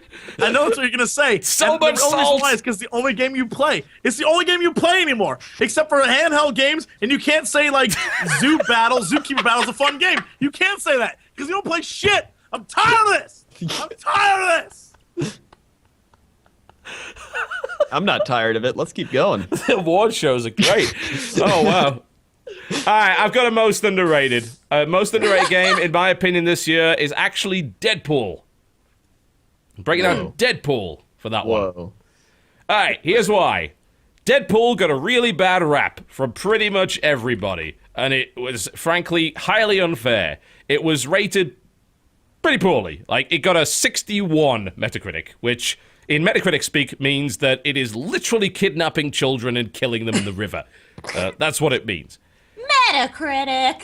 Fuck you, Oh, Metacritic. Metacritic. Yet, this was, in my opinion, one of the absolute best games to both use a comic license in a way that wasn't PG-13, and was actually a solid game in its own right, while parodying both itself and the games that it was parodying. And it was a shitload of fun. And I was always looking forward to what the game would throw at me next. Just so much bizarre shit, fourth wall breaking shit, one after another, and still actually a really, rock solid, not spectacular, but rock solid spectacle fighter. And I think that it was a good PC port as well, by the way, so that helps. But I really think that that game is highly underrated, and I think that if it does come on sale, which it probably won't because it's made by Activision, but in 10 years' time, if it eventually gets 25% off on Steam because it's Activision, then you should consider playing Deadpool. Because it's actually really fun, very, very funny, and it's a game that realizes what it is. And a lot of games, like, they think they're more than they really are. They're trying to say something. Deadpool's like, oh, this is the way that the Deadpool would be made in a game. Mm-hmm. It really is the Deadpool game. I don't see any other way of saying it. So there you go. Deadpool is my most underrated game of the year. What about, I'm surprised that neither of you said DMC. Didn't DMC come out early this year? It did. Do you want to pick DMC? Because that's definitely, like, high up there. I didn't play it enough to feel like I can actually talk about it. Is that but right? Okay. Mm-hmm. You probably played it as much as any reviewer on all those sites played it. I booted up the intro screen and then went, looks all right, and then closed. No, but like I feel like a lot of people who said this game's gonna suck wound up really liking it. So I just wanted to throw it into the universe and see. Yeah. Whether or not you guys would say that was an It's a good choice, I think. Because I don't know if maybe people who said they were going to hate it really liked it. They're probably stuck to that to the end of time. But going into it, reading everything that I had about it, I expected it to be the worst game of the year. Like, that's what the community made it out to be. It's like, you are pissing on everything that made Devil May Cry great. Now, as a person that never thought that Devil May Cry was all that great to begin with, I actually had a really good time with DMC. And I've said it many times before, but the game has its weaknesses. I don't think the combat is as good as the other DMC games, but I like the fact that it focuses on it instead of focusing on bullshit puzzle platforming, time-jumping puzzle, insta-death bullshit, which is what the other games focused on. And and that made it terrible. And I also think that the actual design of the worlds in that game was extremely impressive, very imaginative, as you can see on the screen right now. And I actually really like the color scheme. I think if we had a category for best use of orange-blue contrast in a game this year, it would be Devil May Cry. They're complimentary. I'd completely overused, but the game definitely has its problems. I'm pretty late in the game now. I haven't actually beaten it yet, but I'm a long way into that game, and I'm coming across a lot of these annoying boss packs that deliberately alternate the colors so that you swing with a big weapon and you try and attack them. Oh wait, I had the wrong color, and it kind of gets pretty annoying. And yeah, the combat system is definitely dumbed down from the original titles, and I'd prefer it if they hadn't done that. But I still think, in its own right, it's pretty damn good. And the writing is not as bad as people claimed it was. Like, there was a couple of clips that came out that were like, oh, the writing's terrible in this. I'm sorry, the writing in Devil May Cry is some of the worst in gaming history. So, I think it was just kind of trying to fulfill that proud tradition. I'll defend that game. It actually had a good platforming, too. Yeah, I will fill your Dark Soul with light. Absolutely. Light. Somebody punched today. Indeed. So you basically picked DMC. I'm going to give you that one. Yay! Jesse picked his, didn't he? Yes. Yes. That leaves you, Crendor. What do you got? All right. Let's see. Let him look it up now. I'm going- Give old man Crendor time to search the internet. I need time. I've been looking this whole time. Can't find one. I was gonna say. Well, the one I was gonna say is like it's not really that underrated. Which is what? Which Luigi's Mansion. I don't know. I think you could maybe get away with that. Obviously, like it was well reviewed. Yeah. But this category is not which got the undeserved review score. Let's say Luigi's Mansion was not a massively hyped game and didn't get as much attention as you would have expected. Yeah, because I'll give you that one. it was one of those games where like I didn't really expect a lot. I was like, I'll buy it because people say it's good, but I'm not really gonna expect it. And I like kept playing it, like it kept bringing me back. Like, oh, I'm gonna do the next level, and I kept getting the urge to go back to it. And so I was like, oh, it's actually a really fun game, and it has a lot of different like aspects to it, and like things they add to it every level that makes it more and more interesting. It like implements the stuff you learn at the start well into the game too, so it's like, I don't know, it felt like a nice complete game that was still fun to play after a while, and so I enjoyed that. And Animal Crossing, definitely underrated. Nah. Very underrated game. So underrated. No one played it. Nobody ever played it. Yeah. Funnily enough, may as well. Luigi's Mansion and Animal Crossing both sold incredibly well. So. But Whatever. Hold on, Yeah. where's a low Metacritic score? Lords of Go on. Football. Definitely Lords of fuck Football. Lords of Football. No. my most No way. I mean, who doesn't want to play Lords of Football? Okay, cool. Well, I guess that's that category. I'm not entirely convinced by Luigi's Mansion as a choice, but we'll go with it. All right, we actually have 4 categories left. We're already like overrunning half an hour, so we're gonna have to speed things up just a little bit. Should we just move on to Game of the Year? Just skip the other ones? No, that's boring. That's so boring. Let's at least do worst dialogue in a game, and then we'll do Game of the Year. Oh. Okay. Worst dialogue in a game. Anyone got any? Because I do. When All is right, this- since you haven't thought of it Yeah. yet, if you're googling worst dialogue in a game 2013, No, I'm not. I'm looking up when certain games I were mean, made. Okay. I definitely think Metro has some of the most ridiculous, like, transcribed dialogue ever. It's like, come on, rabbit, you're not going to have sex with me, rabbit. It's like, what? Like, it's quite bad, but it's It a is fun pretty game. bad. I don't even. Oh, Final Fantasy 14, easy winner. Easy winner. Easy winner. Final Fantasy 14 is pages and pages of text telling you nothing of importance except for, like, you look for keywords. You're like, all right, yeah, I get it. That was garbage. Horrible dialogue. Yep. That's definitely a fair one, I think. Mine's got to be Need for Speed Rivals. You know, That has some good dialogue, too. That was written by a 10-year-old. There's no other way to look at it. There's just like line after line of complete nonsense. This whole, you are asleep, I am awake, I am the man you are afraid, I'm the life you are afraid to live, and stuff like that. You can't catch devils with angels. Like, what are you talking about? There's one cutscene. There's one cutscene. I don't remember the exact dialogue, but it's literally like, in order to uproot the establishment, you must reach the fundamental level. It's like so over the top bad. You're just like, ugh. It's what fan fiction is like. Yeah. When someone's like, yeah, it's Exactly. It was written by a 10-year-old trying to be badass. It is just stupid. sounds beautiful. I am the reality show, the catalyst, the 15 minutes you'll never have. But the You thing is, you want to know got why I that- do this? I want to know why you don't. Yeah, it's that's from the trail. Like the trailer for the game was even bad dialogue. It was like, "You want to race me? We are rivals."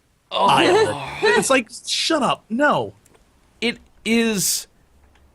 Oh god! It reminds me of like dialogue from the Hackers movie. I don't know if you remember like reading the Hacker Manifesto. It reminds me of that, only worse. And Hackers was deliberately bad. So. Yeah, Need for Speed Rivals. Yes, a car good game one. has That's the a good worst one. dialogue 2013. It is That's a good one. just abysmal. Buy it, kids. PlayStation 4. Don't at all do that. None of those Go things. buy it. Dodger or Crendor, do you have examples? Sure. I nominate Revelations 2012 DLC. Oh, I like how you're getting away with it with DLC, because, like, hang on a second, that's 2012. So DLC came out for it this year? It did. Oh. We still need to play it. Oh, It's gonna shit. be great. Nope. Nope, we don't. Definitely need don't. to play it. So, come on, let's hear some examples. I want to know. Yeah, read them. Read them. Yeah, let's hear about Revelations 2012's dialogue. Give some examples. Well, in original, there's some great dialogue from that game. No, you such can't as, say the original. You have to say the DLC. I'll let him get away with it, because there's nowhere on the planet that's actually going to document the lines from the DLC. Come on, nobody actually bought that. well, there were the 2 women in our group who would always just be like, ah! Ah! And they No, just no, no, go- no, no, no, no. No, you're missing that one girl. We go like, I'm so fat. I do not count it bar. Yeah. We were being attacked by fucking space It's aliens. literally raining blood right now, and you're concerned about Hershey's. Come on. Oh my god. Amazing. Oh. And then there was the guy who would always show up and be like, "Hello, adventurers. We're going to go find the epic quest for the wait. quest achievement." What was the one guy who looked like an angry video game nerd who would just go, "Oh shit, yeah." That's my favorite line ever. He's just like, "Oh shit, yeah." Whenever you get like enough Yeah, no- whenever you got a health booster, he'd be like, "Oh shit, yeah." But it was the creepiest, like, "Oh shit, yeah." Oh God. What? That's Oh, my man. favorite. I wonder if we had a category for worst video game weapon. I think the arm gun from Revelations 2012 would be pretty high on that list. It is Pretty high. the least enjoyable weapon outside of, say, the machete from Gary's Incident. It is just horrible. It's like if you took Mega Man and you gave him like the homeless person version. Doesn't have power-ups. There's no power-ups. Beautiful. It's like if it was running on like 5% power, like instead of Yeah. like it's like I like. It has no That was recoil. almost the best. That was almost the best Mega Man power-up noise I've ever heard. You were born to do that. There you go. Oh, Hire me, Perfect. Mega Man people. oh shit. Yeah. Oh, we will not co-optional that game. That's not happening. It's just fucking utter dreadful. It's really All right, good. Dodger, come on. You gotta have some examples of dialogue. All of the games that I'm thinking of are old games that I played this year. Like Dracula Origins, the dialogue in that game is fucking terrible. For the GOG thing, I played Gabriel Knight Sins of the Fathers, and I had forgotten the like New Orleans woman who's your narrator. How hilarious she is because she takes huge pauses for no reason. Over there is his coat. He bought it and has a ting for leather. You'd be like, I thought you were done. You weren't done. Just like huge pauses all over the place. It was amazing. So, yeah, there's that. Some of the dialogue, and every time they make a Sherlock Holmes game, there's like one voice actor who's just the worst.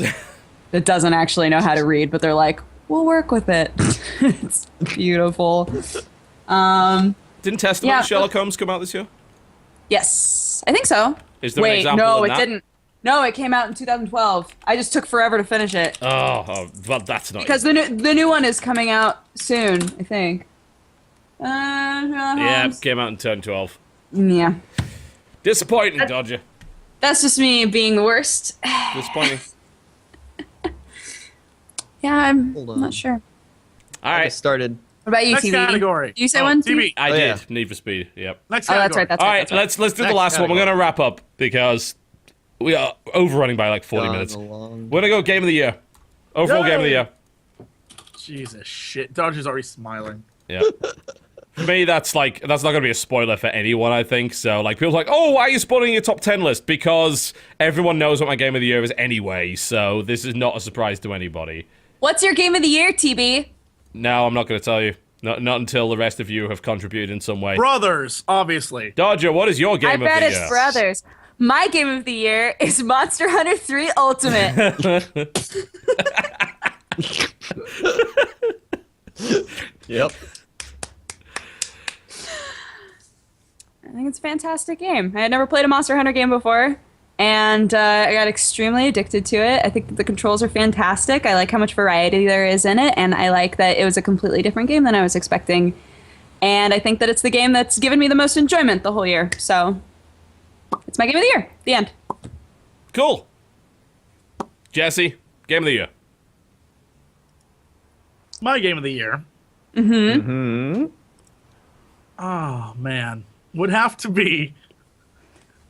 I'm not going to say what I want to say. I want to say it's the Marlo Briggs game. Marlon Briggs is great though. I That want to was say that's the best game of the year. that could have But been like under my underrated actually, because that was fucking funny. I want to say Marlo Briggs. Marlon but, Briggs. But I think I will have to go with something a little more. Just if we're gonna do what our favorite game was and not what actually was the game of the year, I'm gonna Cookie say Not Cookie Clicker, but thank you. Cookie Clicker, Game of the Year. I'm going to say that my game of the year probably is going to be. I don't That's even. not a very good game. I played that one. Yeah, I have so many games that I like pretty that I bad don't know what port. to choose. Hold on. Wait, that game come out this year? All right, just do me first. Yeah, All right, no my game of the year go. is He's terrible. Hearthstone. Hearthstone. Okay, Woo! that's fair. A good game. Yep. Why is Hearthstone your game of the year? It's my game of the year because it is extremely addicting. I still play it. It's in beta and it's still amazingly fun. And I've spent a lot of money on it. And I've made a lot of money from it. YOLO swag. I'm out. YOLO swag. It's hard to argue with that. Swag money. Yep. Have you thought of it yet, Jesse, or do you want me to do mine? I'm going to go with the one that I think TV. Jesse, fucking say it! God damn it! Blood Bowl. Game of the year, Jesse's favorite game. 2013. Uh-huh. Persona 4.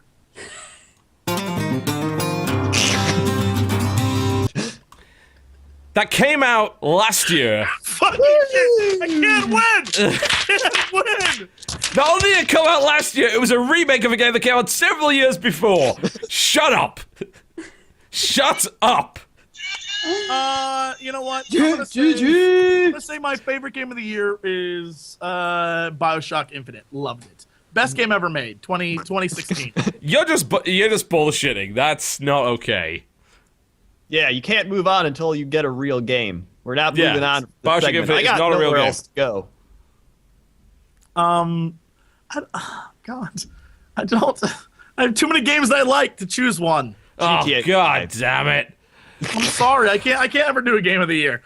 Look, I'm never inviting you back to this panel show again. I'm going to replace You you had- with someone useful. Only for that one show. He can be back for the rest. All right. All my answers were great when there were specific categories. When you said game of the year, it's impossible for me to If pick. you a had game to pick that's one so game much- this year that you had to take with you somewhere and play only that, which one would it be? Cookie Clicker. You're the worst. You're the worst. Stop it! You know what? I will say Beyond Two Souls because David Cage is a golden god, and you guys just don't get it. That's my final answer. That's what I'm sticking with. Fine. You'll never understand it. Fine, you can have that. Thank you. Thank you. That's what I will. Best game, 2013 through 2022. There'll never be a better game. Until he makes his next game. Absolutely. Nope. nonsense. Even then, it won't. His next game will be called Play My Other Games. The game. HD remake of Fahrenheit. Alright, well, everyone knew it was coming. I managed to avoid it in all of the other categories up to this point, but my game of the year, and at this point possibly of all time, is Brothers Tale of Two Sons. Of all time. All time. I already Of said all all time. time? Yeah, I said all time. I said it in the video. I Kanye still here. believe it. Of all all time. All time. Why? It's an absolutely phenomenal example of how to tell a story in a game without resorting to non-interactive elements. It's a fantastic example of how to use the controls as a way to connect you to the character in terms of both the story, what they're doing on the screen, and actually kind of conveying that struggle of the characters directly to you in a physical way. And that is not, I'm not just exaggerating this. If you see exactly what happens in that game towards the end with the controls, you will understand exactly what I mean. I can't explain it without spoiling it, but trust me, it's there. And it has been the only game ever to actually get a real emotional response out of me, as in bawling tears level of response from me. And no one has ever done that. It's never happened. So absolutely, an incredible way of telling a story in a game.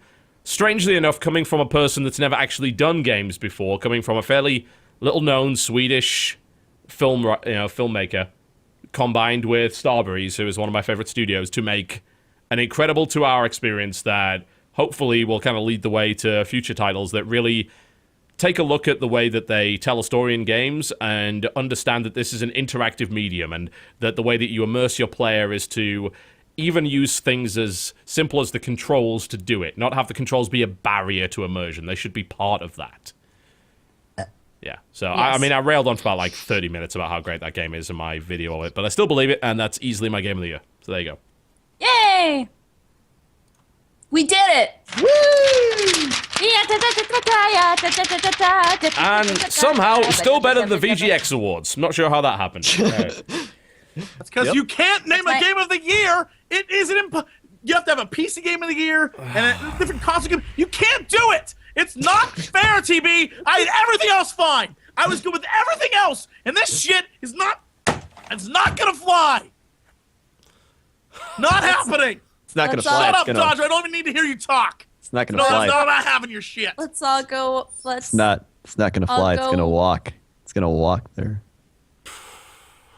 Let's all go one at a time and talk about where people can find us and what we do on our channels.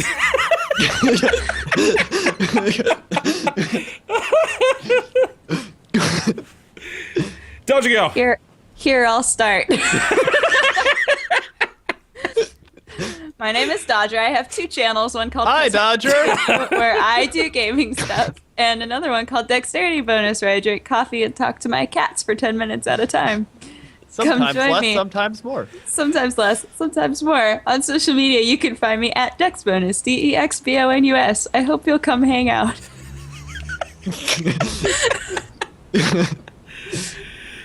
I'll go Andrew, next. You go next. Okay.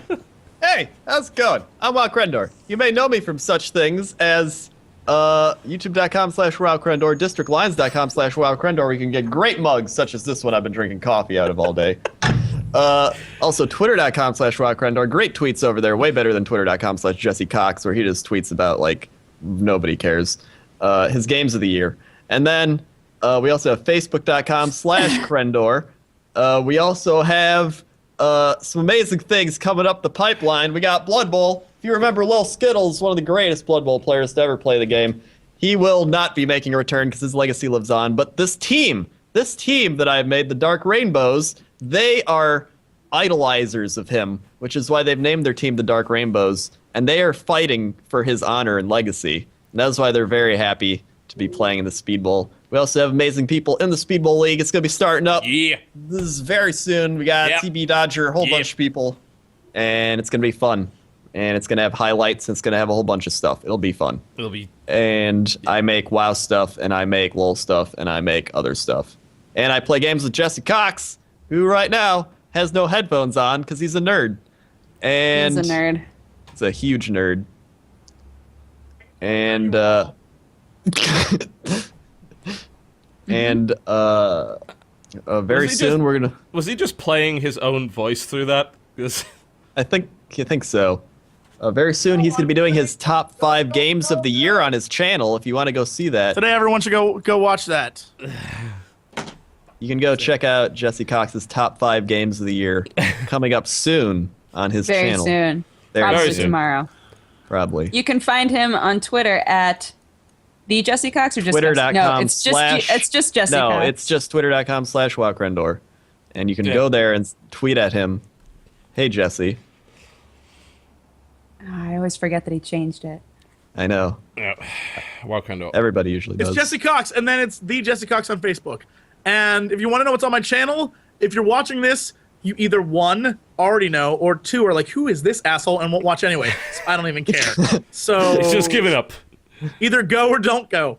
What the hell? You know what?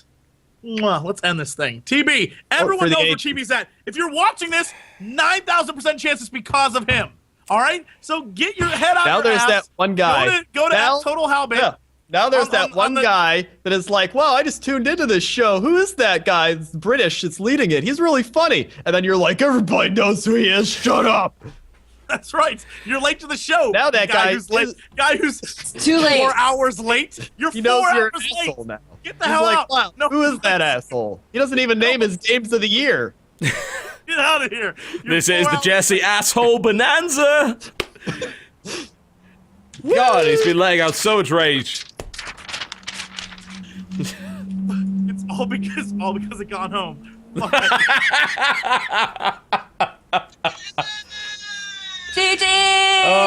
On my channel on the next couple of days, I will show you the fake Russian rock and roll racing, and you will love it. And I will also post more videos of my legendary deck, and I'll probably stop doing that quite quickly because it's bad. But I will maybe make some content patch if there's some news, and more often than not there isn't, so there's little point in doing so.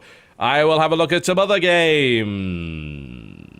And people keep saying do DayZ in alpha, and I don't want to. Mostly because it's like barely even a game right now, so it's kind of a waste of time. Yeah, but I might do it anyway because I like money. Bare bones. I like money, so anything with the word DayZ in it will make money. So I could Jesse, probably we should do play the new DayZ. Play the new DayZ. Sounding good. Oh, I hear we should. Also, spoiler for 2014. I'm gonna let you guys in on a secret. My game of the year will be Lightning Returns. It's gonna, I mean, just it's gonna happen. If I pick, I'm picking in advance. We are all degrees have of to wait. done here. Please, I nominate Animal Crossing. No, wait, Animal reach Crossing. 4 hours. It's a 4 hour It's broken. We're dead. Goodbye. Goodbye. You've Animal reached your Crossing, new 4-hour limit. No, it's too much podcast. Bye.